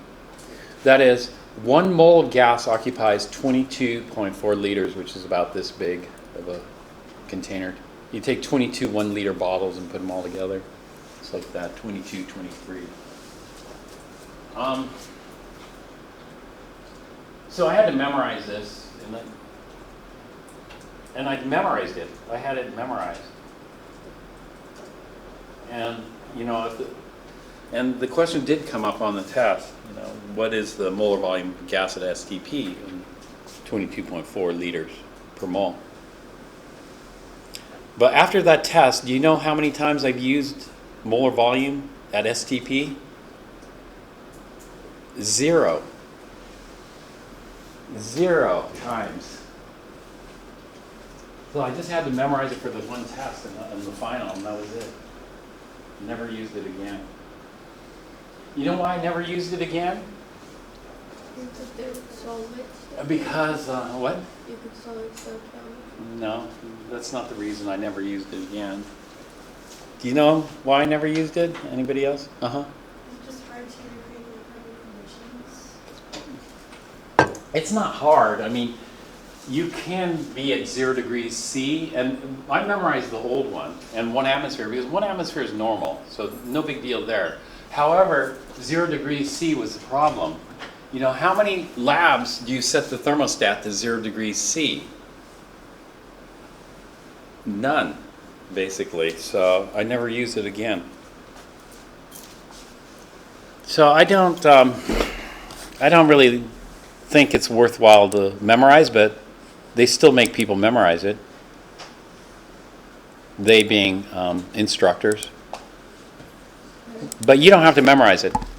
Instead, I'm going to give you a different one to memorize. I'm going to call this one molar volume at RTP. What do I mean by RTP? RTP is not in the book. RTP stands for room temperature and room pressure. So I'll just call it room temperature and pressure. What's room temperature? Usually, yeah, it's a little warm, but it's taken as 25 degrees Celsius or 298 Kelvin. And pressure? 1 atm. That's normal pressure. And so let's go ahead and calculate the molar volume. The molar volume is equal to either you memorize the equation RT over P, or derive the equation, or use dimensional analysis. We could use dimensional analysis for this one. It's not hard, because as long as we know the molar volume is liters per mole. Then we could use dimensional analysis. In fact, we could go ahead and use dimensional analysis. If we take R is 0.08206 liters atmosphere per mole Kelvin. We are almost there. We're halfway there. We're halfway there because we have liters per mole. We have liters per mole here. All we need to do is cancel out what? We need to cancel out Kelvin. Well, I got that here. I'm going to go with 298.15 Kelvin because I want some more sig figs. And so the Kelvin cancel. And then I got to cancel out atmosphere. So if I divide by 1 atmosphere, this is exactly 1 atmosphere, the atmosphere. So it's multiplying by temperature divided by pressure. And that'll give us the right units. And so what does this come out to? This is going to be 0.08206 times 298.15. And this is going to give me 24.466 liters per mole. Now I'm allowed 4 sig figs, so I'm going to round this to 24.47 liters per mole.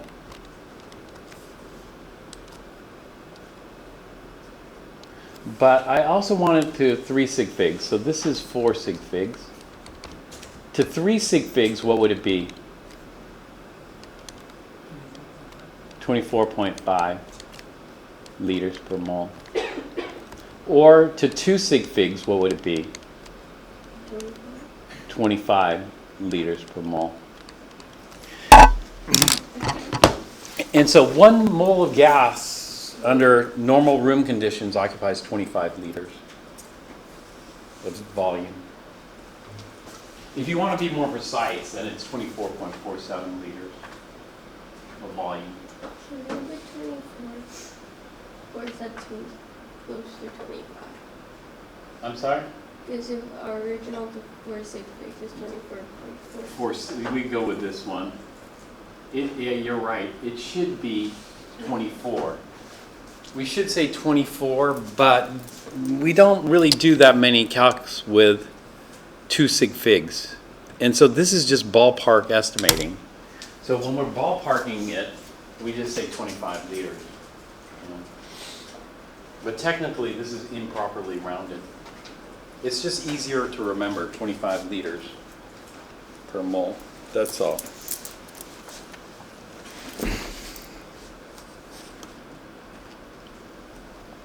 So let me put a little dagger here.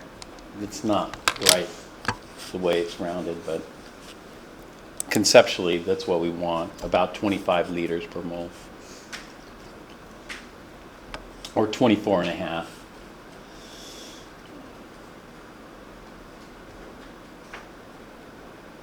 All right, this might be a useful number to memorize, either to 4 sig figs or 3 sig figs. You'll use it a lot more. In this case, we can't use that number. We can't use that number because the temperature is cold. It's 11 degrees C. As the gas cools down, it contracts. So the volume should be smaller. And the pressure is higher than 1 atmosphere, so that's going to make the gas contract even smaller. And so here we'd have to calculate what it is. And so we just plug it into the MV, molar volume equation, and then we can determine the volume. And so we went from about 25 liters to about 18 liters, 17 and a half liters. And so the volume shrank because the temperature was colder and the pressure was higher. And so this is not under normal conditions, you know. One is the temperature 11 degrees C, that's kind of cold, and one's the pressure that high. Now this is under different sorts of conditions here. What do we use the molar volume for? Why do you want to memorize it? You want to memorize it for doing stoichiometry. We do stoichiometry. Most of the time we do stoichiometry, the conditions are normal, under normal conditions of room temperature and room pressure. And so here's the whole stoichiometry map we covered. We're just looking at this branch. So we have a gas, and we want the moles. And so in order to get the moles, we need to know pressure, volume, and temperature. And then we can get the moles. And there are two ways that we can get the moles on this branch here.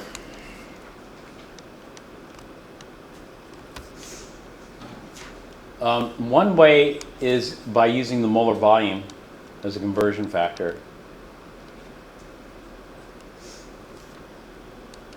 The second way is by using the ideal gas law.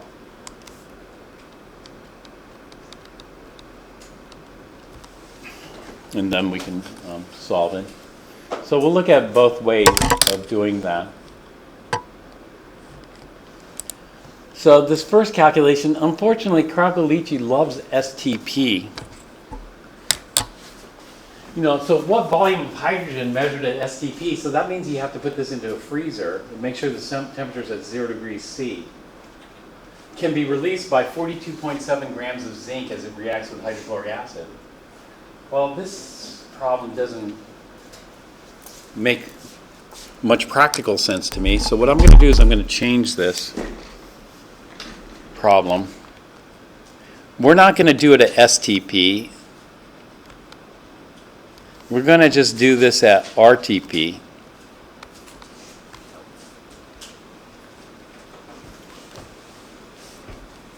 If we do it at RTP, what's the molar volume? The molar volume at RTP is equal to 24.47 liters per mole. Or 24.5 if you want, 3 sig figs. 3 sig figs is fine. 24 and a half. Well, anyway, let's figure this out. So what we're going to do is we're going to go from grams of zinc. So we'll go from grams of zinc, and then we're going to convert that to moles of zinc using the molar mass. And then from moles of zinc, we'll go to moles of hydrogen. And from moles of hydrogen, we know each mole occupies 24.47 liters. And then we'll go to the volume, or liters of hydrogen. Let's just say liters of hydrogen.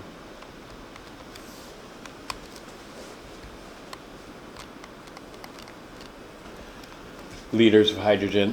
And so here I'm going to start off with 42.7 grams of zinc. And then what is the molar mass of zinc? 65.39. So 1 mole of zinc weighs 65.39 grams. Periodic table. So that gives us moles of zinc. And then what's the mole ratio of zinc to hydrogen? It's a 1-to-1 mole ratio. That equation is balanced. So we have 1 mole of hydrogen for every 1 mole of zinc reacts. And then we have the molar volume that I have memorized at 24.47 liters per mole of gas. This is any gas. It doesn't have to be hydrogen. It works for any gas. Well, I should say any ideal gas. And we'll talk about ideal gases later.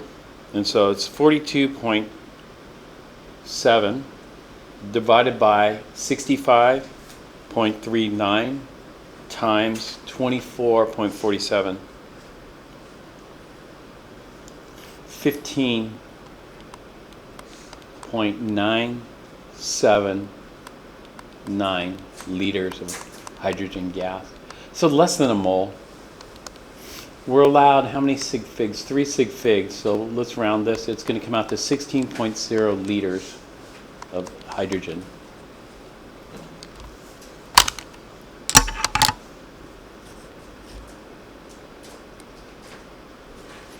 The only difference in their calculation is they use the molar volume at, oops, don't do that. They use the molar volume at STP. STP is a lot colder, and so we're going to get a smaller volume. I got 16 liters, they got 14.8 liters because of the colder temperature. Contracted gas. This is option 1. Option 2 is, let's say I don't want to deal with molar volume and I don't want to memorize it. That's fine. You don't have to memorize it. You don't have to deal with it. You could use the ideal gas law. And so we're going to do the PV equals nRT method. And so what we need to do is for option 2, we need to stop at moles of hydrogen. So we're going to go from grams of zinc to moles of zinc.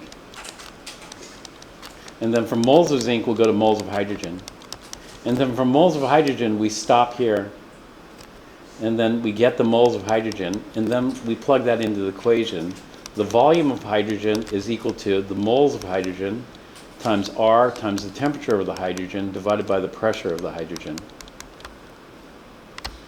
And so I'm going to go like this. I'm going to go 42.7 grams of zinc. And then 1 mole of zinc weighs 65.39 grams. So the grams of zinc cancel. That gives us moles of zinc. And then it's a 1-to-1 mole ratio. 1 mole of hydrogen for every 1 mole of zinc. And then that gives me the moles of hydrogen. So I go 42.7. 42.7 divided by 65.39 divided, oh, that's it. And that gives me 0.6530 moles of hydrogen.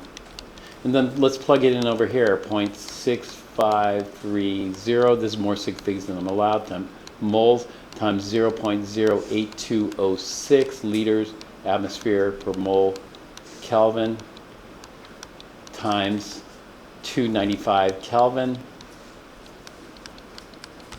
divided by the pressure of hydrogen was, what's the pressure of hydrogen? Oh, they have the pressure of 1 bar, but my pressure is going to be 1 atmosphere. And so it cancels, exactly 1 atmosphere. And so I'll get the same, 16.0 liters. If I do it in bar, and my R is in atmospheres, I'm going to have to do one more conversion, which, let's see if they did. Yeah. No, I don't know. All right. Here's another stoichiometry problem. How many liters of CO2 measured at 744 torr, 131 degrees C will be produced by the complete burning of 16.2 grams of gaseous butane? So here, what we can do is we can calculate a new molar volume, and that's what they did here. They calculated the new molar volume for 744 torr and 131 degrees C. So we punch it out here, and they get 33.9 liters per mole. This is a lot bigger than 25. It's a lot bigger than 25 because the temperature is high. Temperature is high, the volume expands, and the pressure is lower. Lower pressure, volume expands. So 2 things causing the volume to expand above 25. And then we just do this stoichiometrically. So we'll go from grams of butane to moles of butane to moles of CO2, moles of CO2 to liters of CO2 using the molar volume. So we'll just use that here. And so that's what they did here. Grams to moles of butane to moles of CO2, moles of CO2 directly to liters. We can go straight from moles to liters if you use a molar volume. But we had to calculate this as a separate calculation, so we calculated it as 33.9 liters per mole. That gives us the molar volume for this specific problem. We could also use the ideal gas equation. So if we didn't want to calculate the molar volume, we'd stop at moles of CO2. So if you don't want to do molar volume calculation, you go grams of butane to moles of butane, moles of butane to moles of CO2, and then use the ideal gas law and solve that for volume. And so they use the ideal gas law. Volume is equal to nRT over P, and they just plug in. This would be 1.11 moles of CO2. And then R, they're using the different R value. I don't like to memorize more than one R value, or two at the most, but they're making you remember more than that. And that's it. There's easier ways to solve some of these problems. Some of the easier ways is, for example, if I'm given the volume, because the mole ratio, according to Avogadro's law, is also the volume ratio. So if I have 2 liters of butane, how many liters of O2 do I need? 13. And how many liters of CO2 will I produce? And how many liters of water will I produce? 10 is actually incorrect. Why? Because it's a liquid. If you have 10 liters of steam, that steam is going to condense into a very small volume of liquid water. And so Avogadro's law only works for gases, so it's not applicable to the water, because if this were a gas, you would be right. So if this said G next to it, then 10 liters is correct. How do you know it's not a mixed gas? Because it has an L next to it. If it has an L next to it, that means it's a liquid state. How do you know? It's normally a liquid, and so we put its normal state here. But anyway, they don't give us liters. If we had the liters of butane, it'd be easy. They gave us the grams. So what we had to do here is we go grams of butane to moles of butane, moles of butane to moles of CO2, and then we stop here because we're not using the molar volume. I don't want to calculate the molar volume. I just want to figure out the volume. Now, which way is better? If you're doing lots of calculations under the same temperature and pressure conditions, the molar volume is the way to go. But if you're only doing one, then it doesn't really matter. Neither. Both are about the same. And so here, again, we just calculate the volume using the ideal gas law.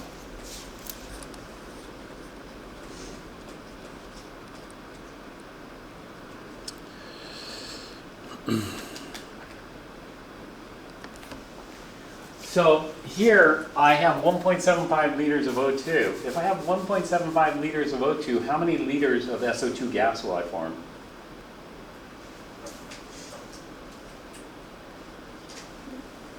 Remember, the mole ratio for gases is equal to the volume ratio. So if I have 1 liter of O2, how many liters of SO2? 1. 2 liters of O2? 2 liters of SO2. So we can just do a simple direct volume-to-volume conversion. And so stoichiometrically, I would do it like this. I'd say that if I have 1.75 liters of O2, now the volume-to-volume conversion only works if the temperature and pressure are the same. And so the O2 and the SO2 have to be both at the same temperature and pressure. So when I look at this, they screw things up. They screw things up by changing the temperature and pressure. And so if I look at the 1.75 liters of O2, this is at T1, which is 24 degrees C, and P1, which is 755 torr. But they go to a T2, which is 165 degrees, so we change the temperature from 24 to 165, and a P2, which the pressure also increases from 755 to 785 torr. And so what we have to say here is that we have 1.75 liters of O2 at T1, P1, and then the ratio is the same. That is, we have 1 liter of SO2 for every 1 liter of O2 at T1, P1. Okay, so I get 1.75 liters of SO2 at T1, P1. But I'm not at T1, P1. And so what I need to do is I need to change the temperature and the pressure. I can change the temperature and pressure because the product is going to have a different temperature and pressure. And if I do that, what I'm going to do is I'm going to use the combined gas law form. That is P1 V1 over N1 T1 is equal to P2 V2 over N2 T2. So what I'm going to do is I'm going to take 1.75 liters of SO2 and I'm going to figure out the new volume, which is V2. So V2 is equal to P1 divided by P2 times T2 divided by T1 times V1. So I'll take my V1, which will be 1.75 liters of SO2 in this case.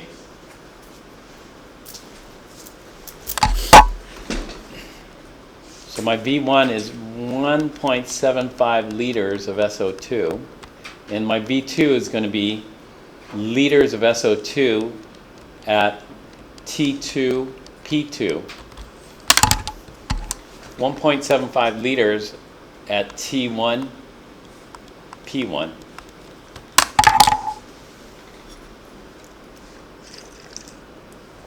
And so what I did was first I used the volume ratio to figure out how much SO2, and then I changed the temperature and pressure of SO2 to calculate the new volume.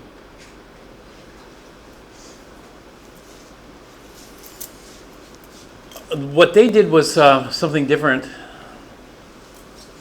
What they did was this. They took O2 at T1, P1 and then converted it to O2 at T2, P2.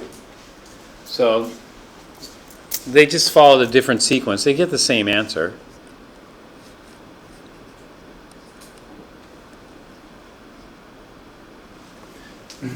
So they take O2 at T1, P1 and convert it to O2 at T2, P2. And so 1.75 liters of O2 under conditions 1 is equal to 2.48 liters of O2 under conditions 2. So now we have 2.48 liters of O2 under the product conditions. And then they use the volume ratio to figure out. So if I have 2.48 liters of O2 at T2, P2, and then I know it's a 1-to-1 volume ratio at T2, P2, then I get 2.48 liters of SO2. It doesn't matter if they convert first or convert second. But that's what we get. And so this is it for chapter 13. And I want to just start, or 14, I would just want to start on chapter 15 so I don't get too far behind here. So let me talk about chapter 15 a little next.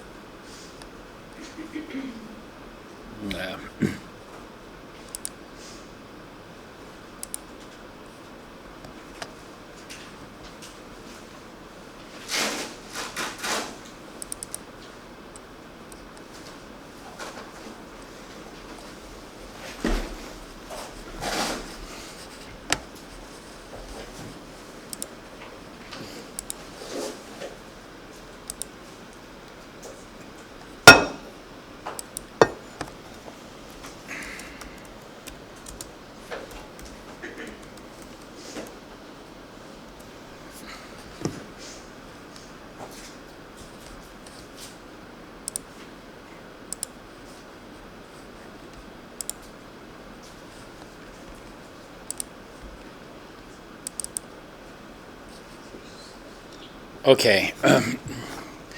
Chapter 15 deals with gases, liquids, and solids. So I'm just going to look at the first part, gases. So this is gases part 3.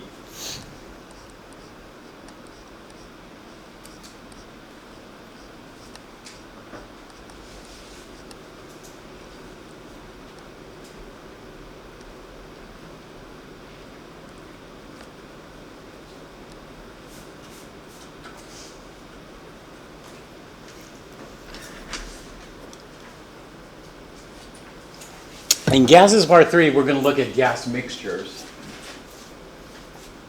In gas mixtures, there are different ways of visualizing gas mixtures. One way is Dalton's law. Another way is Avogadro's law. And the third way is mole fraction or mole percentages. And so what I'm going to do is I'm going to back up here and let's take a look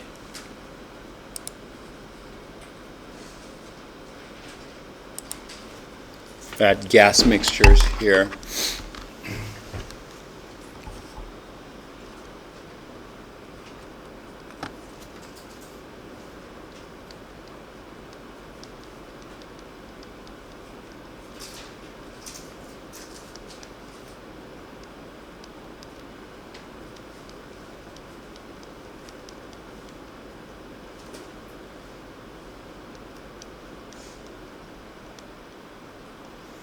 Mole fraction or percent is one way. Let's look at an example here of air.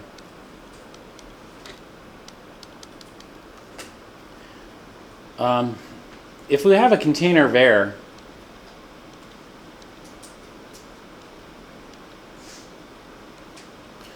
how much of the air is nitrogen? How much is oxygen? A third of it is oxygen. Yeah, well, the oxygen is about 21% by mole. And the nitrogen is about 78, 79%. We'll just say 79% by mole. It's closer to 78. There's other stuff in it. And so what that means is that 21% of the molecules are oxygen. I'll color those red. And 79% of the molecules are nitrogen. I'll color those as blue. So we have a lot more nitrogen than oxygen.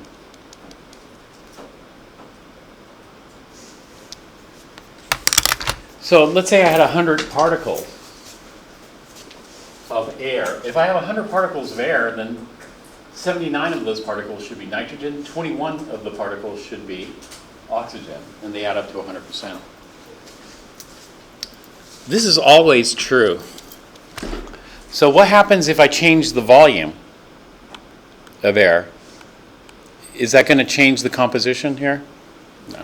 Change the temperature? No. Nothing. Okay, now there are different ways. So this is mole fraction is always true, but there are different ways of visualizing this. One is by pressure fraction or percent.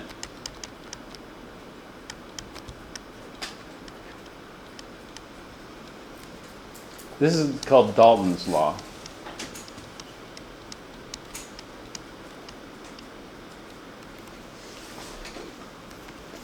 What generates pressure are collisions.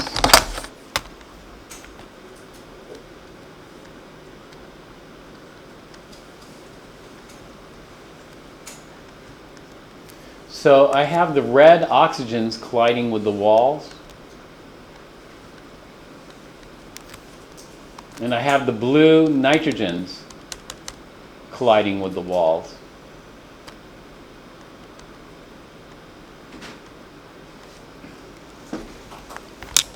And so if I look at 100% of the collisions, what percent of the collisions are due to the red, and what percent of the collisions are due to the blue?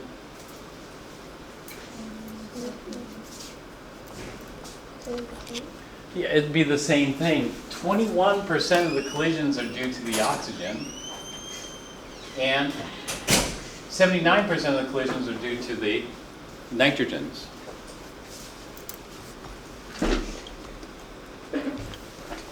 One 100% of the collisions are going to generate a pressure. So let's say the pressure comes out to 1 atmosphere.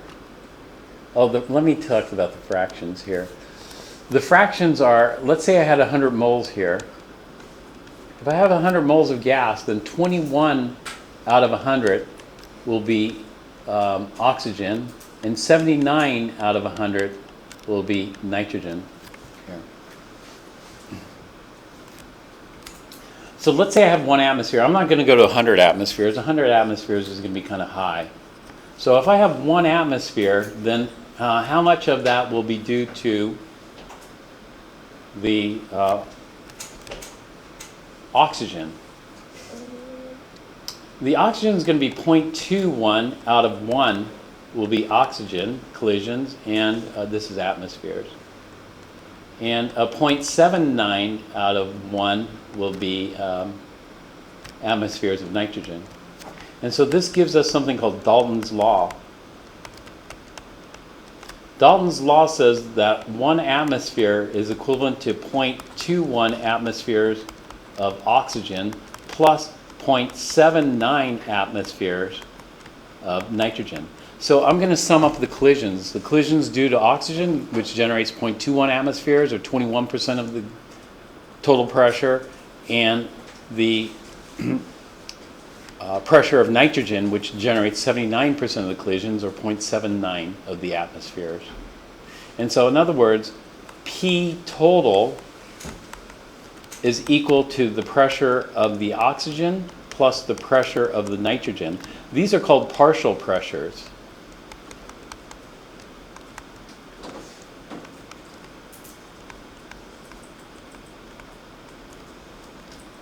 And so we get a pressure fraction. 21 out of 100 would be oxygen, and 79 out of 100 would be nitrogen. So in general, what we see is Dalton's law in generic form is this. P total is equal to the sum of all the gases. PA plus PB plus PC plus ... however many gases you have. The total pressure will be the sum of all the collisions against the wall. And that's what we generate. And so one way of thinking about this is to divide this into 2 boxes of the same size. Let's say this were a 1 liter box. And so what I'm going to end up with here is I'm going to put 1 liter, and what I'm going to do is I'm going to remove all the oxygen, or remove all the, let's remove all the nitrogen. If I remove all the nitrogen, I'll be left over with just the oxygen. And so I end up with 1 liter of oxygen. But what's the pressure? The pressure, there's no more nitrogen in here, so the pressure that's generated is only due to the oxygen. And so I'm going to have 1 liter of oxygen at a pressure of 0.21 atmospheres for the oxygen. And so the volume of the oxygen is equal to 1 liter. Okay, then I'm going to put the nitrogen in another 1 liter box. And so the volume of the nitrogen is equal to 1 liter. But the pressure of the nitrogen is going to be different. Now I don't have any reds in here, just blue. So if I just have the blue, the pressure is going to be a little less, but not as low as this. The pressure is going to be 0.79 atmospheres.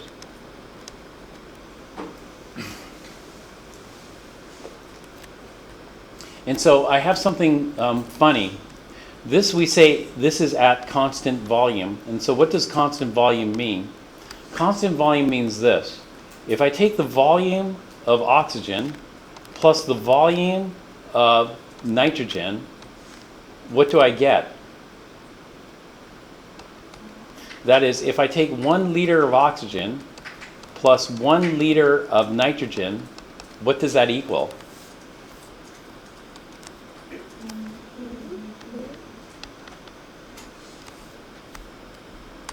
Does it equal 2 liters? No, it equals 1 liter of air. So this is not additive. In other words, what constant volume means, it means that the volume of the oxygen is equal to the volume of the nitrogen, which is equal to the volume of air. However, the pressures are additive. So if I take 0.21 atmospheres of oxygen plus 0.79 atmospheres of nitrogen, I'm going to get 1 atmosphere of air or mixture.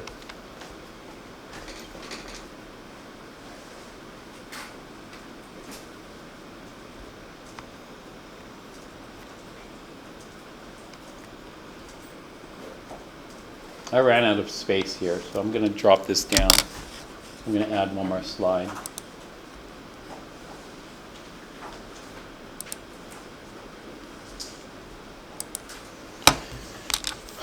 The other thing we're going to look at is visualizing the mixture in terms of Avogadros.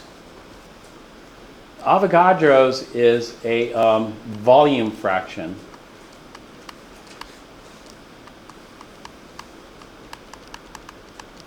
Or percent.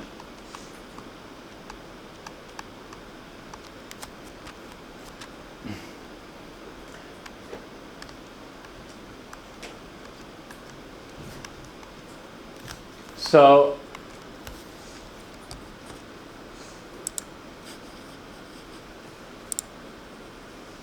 I have my box of air which contains nitrogen and oxygen like this.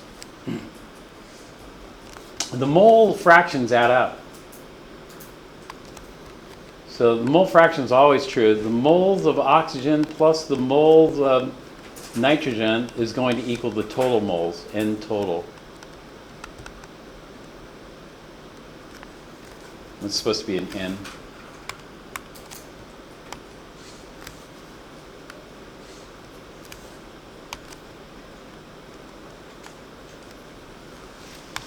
But what about the volume? Okay, what we're going to do is we're going to take this box and divide it into two boxes.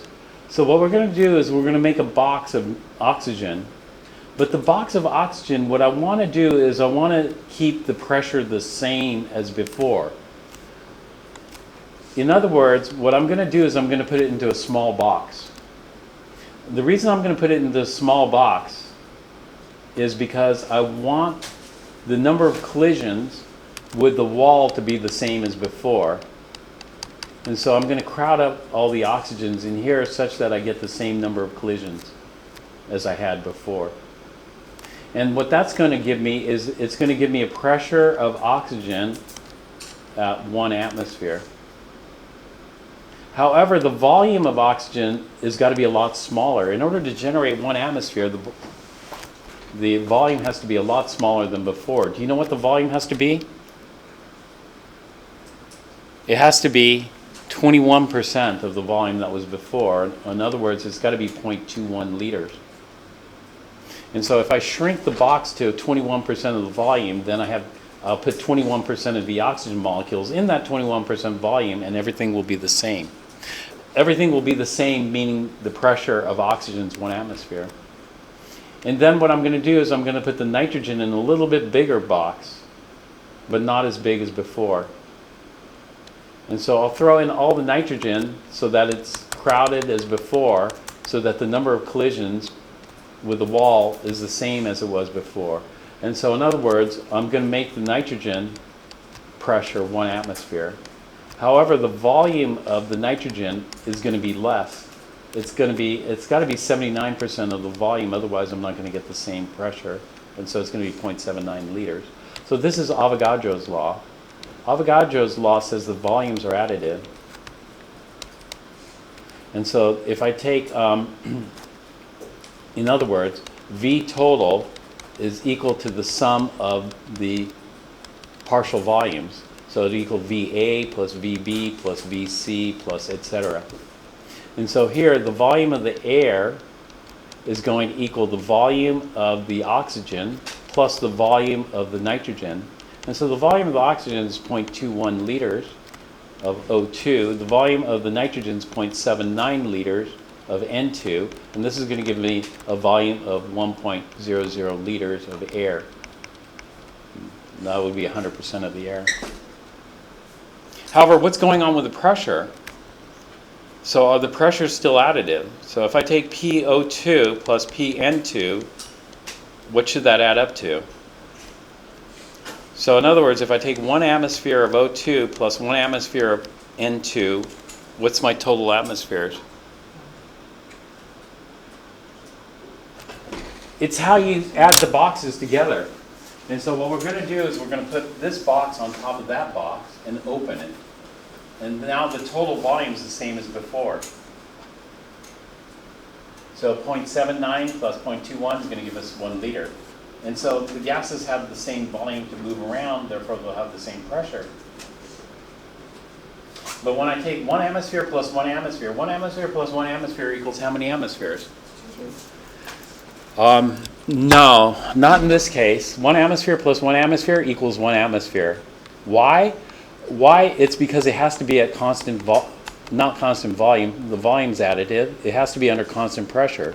Constant pressure means the pressure of the oxygen is equal to the pressure of the nitrogen, which is equal to the pressure of the air. In other words, everything has the same pressure.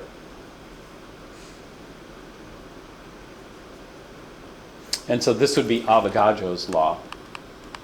Oh, I already wrote that over here, Avogadro's law. And so when we have a gas mixture, we can visualize it using Dalton's law, we can visualize it using Avogadro's, or we could visualize it using mole fraction, which that doesn't have a name to it. So let's look at Dalton's law. Dalton's law says the pressure is equal to the partial pressures. So gas 1, gas 2, gas 3, we just add up the pressures.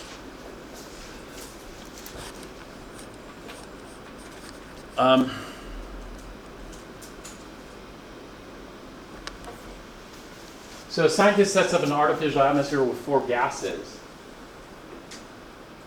0.78 bar of nitrogen, 0.21 bar of oxygen, 0.009 bar of argon, and 0.025 bar of water, or vapor, water vapor. And so there are 4 gases. If we want the total pressure, we just add up the partial pressures. The 0.78 plus 0.21 plus 0.09 plus 0.025. That gives us a total pressure of 1.02 bar. And so this is a Dalton law problem. And so the volume of the nitrogen is equal to the volume of oxygen, which is equal to the volume of argon, which is equal to the volume of water, which is equal to the volume of the mixture. And so the volumes are constant when we're dealing with that.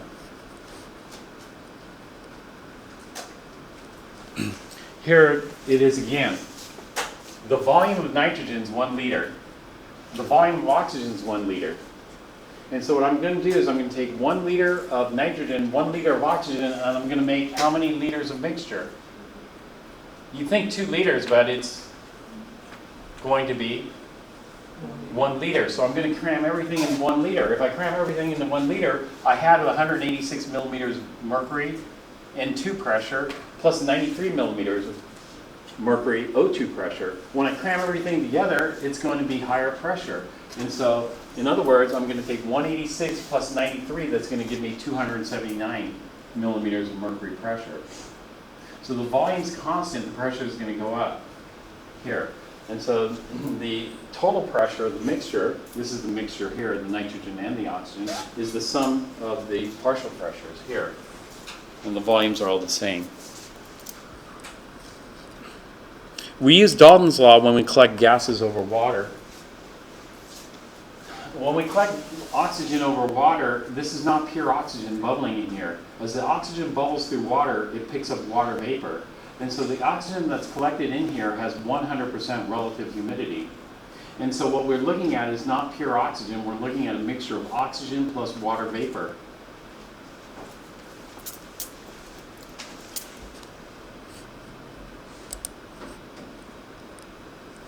So the pressure of the gas inside here is equal to the pressure of the oxygen, which is P gas, plus the pressure of the water vapor.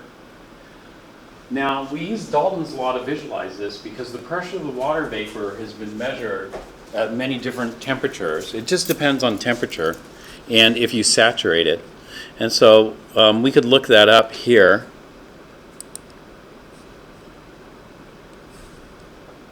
What did I do?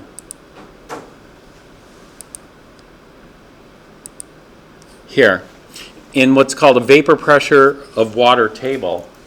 And so if I want the vapor pressure of water, let's go to 25 degrees here, room temperature. At room temperature, 100% relative humidity. That is, if the air were saturated with water vapor and we have 100% humidity, which is very uncomfortable, the pressure generated by the water molecules alone is 23.756 torr. And so as long as it's saturated. Now at higher temperatures, we can get more water vapor. At colder temperatures, we get less. So you can see the vapor pressure of water going down at lower temperatures and the vapor pressure of water going up at higher temperatures. So at high temperatures, a lot of water can saturate the air or gas, which makes things very uncomfortable. And so going back to this, what we can do is, if we want the pressure of just the oxygen that's trapped in here, then we have to subtract the water vapor from the total pressure. And we can do that easily here.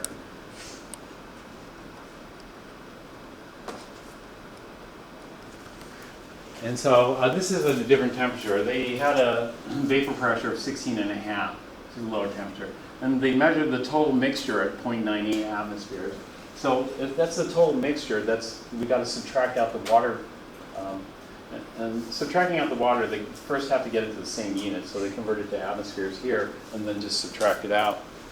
In other words, the total pressure is equal to the gas pressure plus the water vapor. And so what they're going to do is they want the pressure of the oxygen alone. Pressure of the oxygen alone is the total mixture pressure minus the water. And the water they got off the table. And they end up with the pressure of just the oxygen alone. And so this is an example of using Dalton's law. Most of the problems in Dalton's law in the homework are very simple, just subtractions.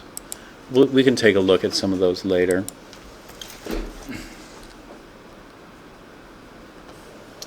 Okay, that's pretty much gases part 3 there. We'll come back to some of these topics as we do some calculations. So one of the things I forgot to do on this last test was to put the bonus question on there. So what I'm thinking is we'll have a bonus maybe tomorrow. And so let me tell you, it'll be a bonus stoichiometry problem. And so let's look at some gas stoichiometry here. So let's take a look at methane and oxygen combusting to form CO2 and water. Can you balance this for me?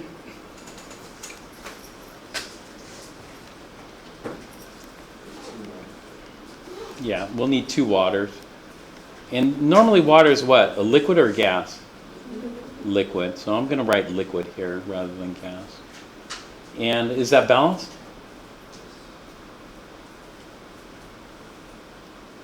No, I'm going to need 2 oxygens. So sometimes gas stoichiometry is pretty easy. So for example, let's look at this. I have the mole ratio. So 1 mole, 2 moles, 1 mole, 2 moles. This is always valid. And then I could put the volume ratio because of Avogadro's law. Volume and amount are directly proportional. So if I have 1 liter of methane, how many liters of O2 do I need? 2 liters. And how many liters of CO2 will I generate? 1 liter. And how many liters of water will I generate? But 2 liters is wrong. Why? Because it's a liquid. So it doesn't work. Avogadro's law only works for gases. But this is okay. So if I burn 1 liter of methane, how many liters of CO2 will I form? 1. As long as we're at constant temperature and pressure. So at temperature and pressure constant. We'll just say that. All right, the next simplest hydrocarbon is ethane. Ethane's going to have 2 carbons. And so ethane is going to be like this. So we can burn this. The hydrocarbons are quite flammable. So ethane's a gas as well. And we're going to combust it in O2. We're going to form CO2 and water. This is going to be liquid water. So let's balance this. I have 2 carbons, I'll need 2 CO2s. I have 4 hydrogens. Oh, this is nuts. sorry, ethane is not C2H4. Ethane C2H6. C2H6. I have 6 hydrogens. How many waters will I need? 3.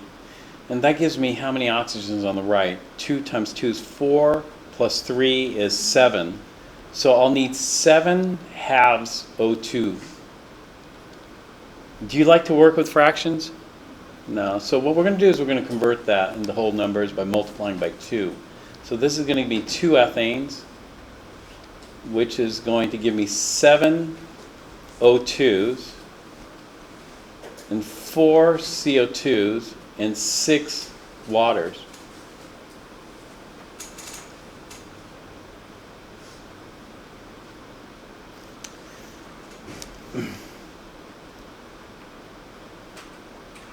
So if I burn 2 liters of ethane, how many liters of CO2 will I form? 4 liters. Well, what happens if I burn 2 liters of methane? So what I'm going to do is I'm going to change the ratios here. I'm going to multiply this by 2. So 2 moles of methane, 4 moles of oxygen, 2 moles of CO2, and 4 moles of water. So if I burn 2 liters of ethane, I form 4 liters of CO2. How about if I burn 2 liters of methane? If I burn 2 liters of methane, will I also form 4 liters of CO2? No. How many liters of CO2 would I form? 2. It's half as much. Right? Well,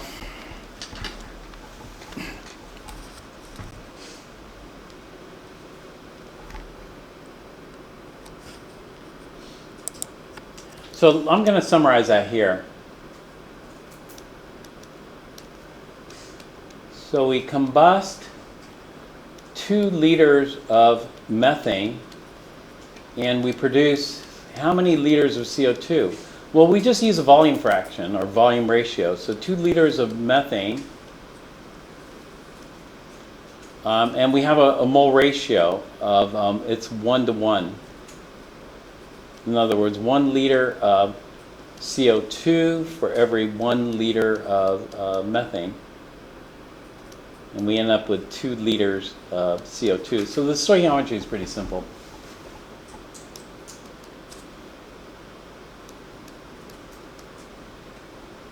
Okay, we combust 2 liters of pure ethane. How many liters of CO2 will we get? So we do 2 liters of ethane, and the ratio is going to be 4 liters of CO2 for every 2 liters of ethane, C2H6, which is going to give me how many?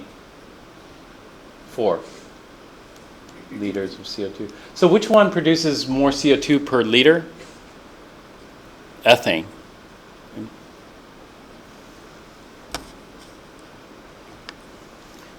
Okay, the next example.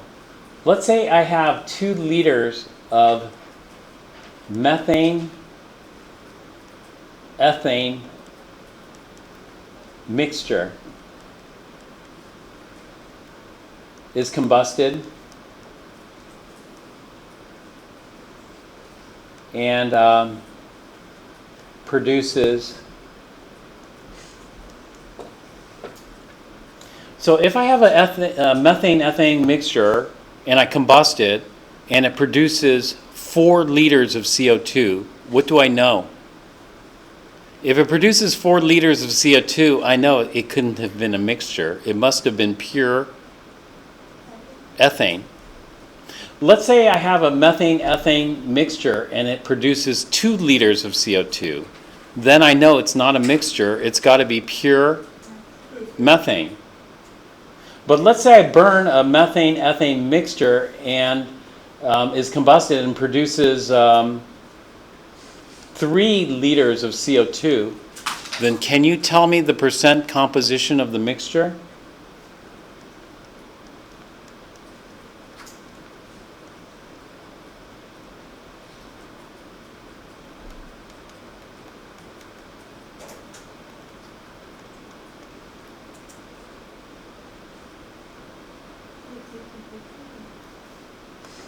That's correct. It's a 50-50 mix.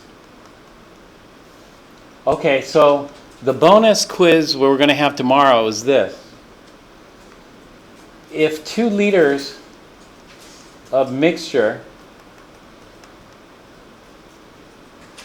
produces 2.798 liters of CO2, then what is the percent composition by mole? Oh, we'll do that tomorrow. We're out of time today. So you're going to have to figure it out. See if you can figure it out. Okay, I'm going to stop here, though. I think we're out. Yeah. Or maybe we have another 5. Well, I'll stop.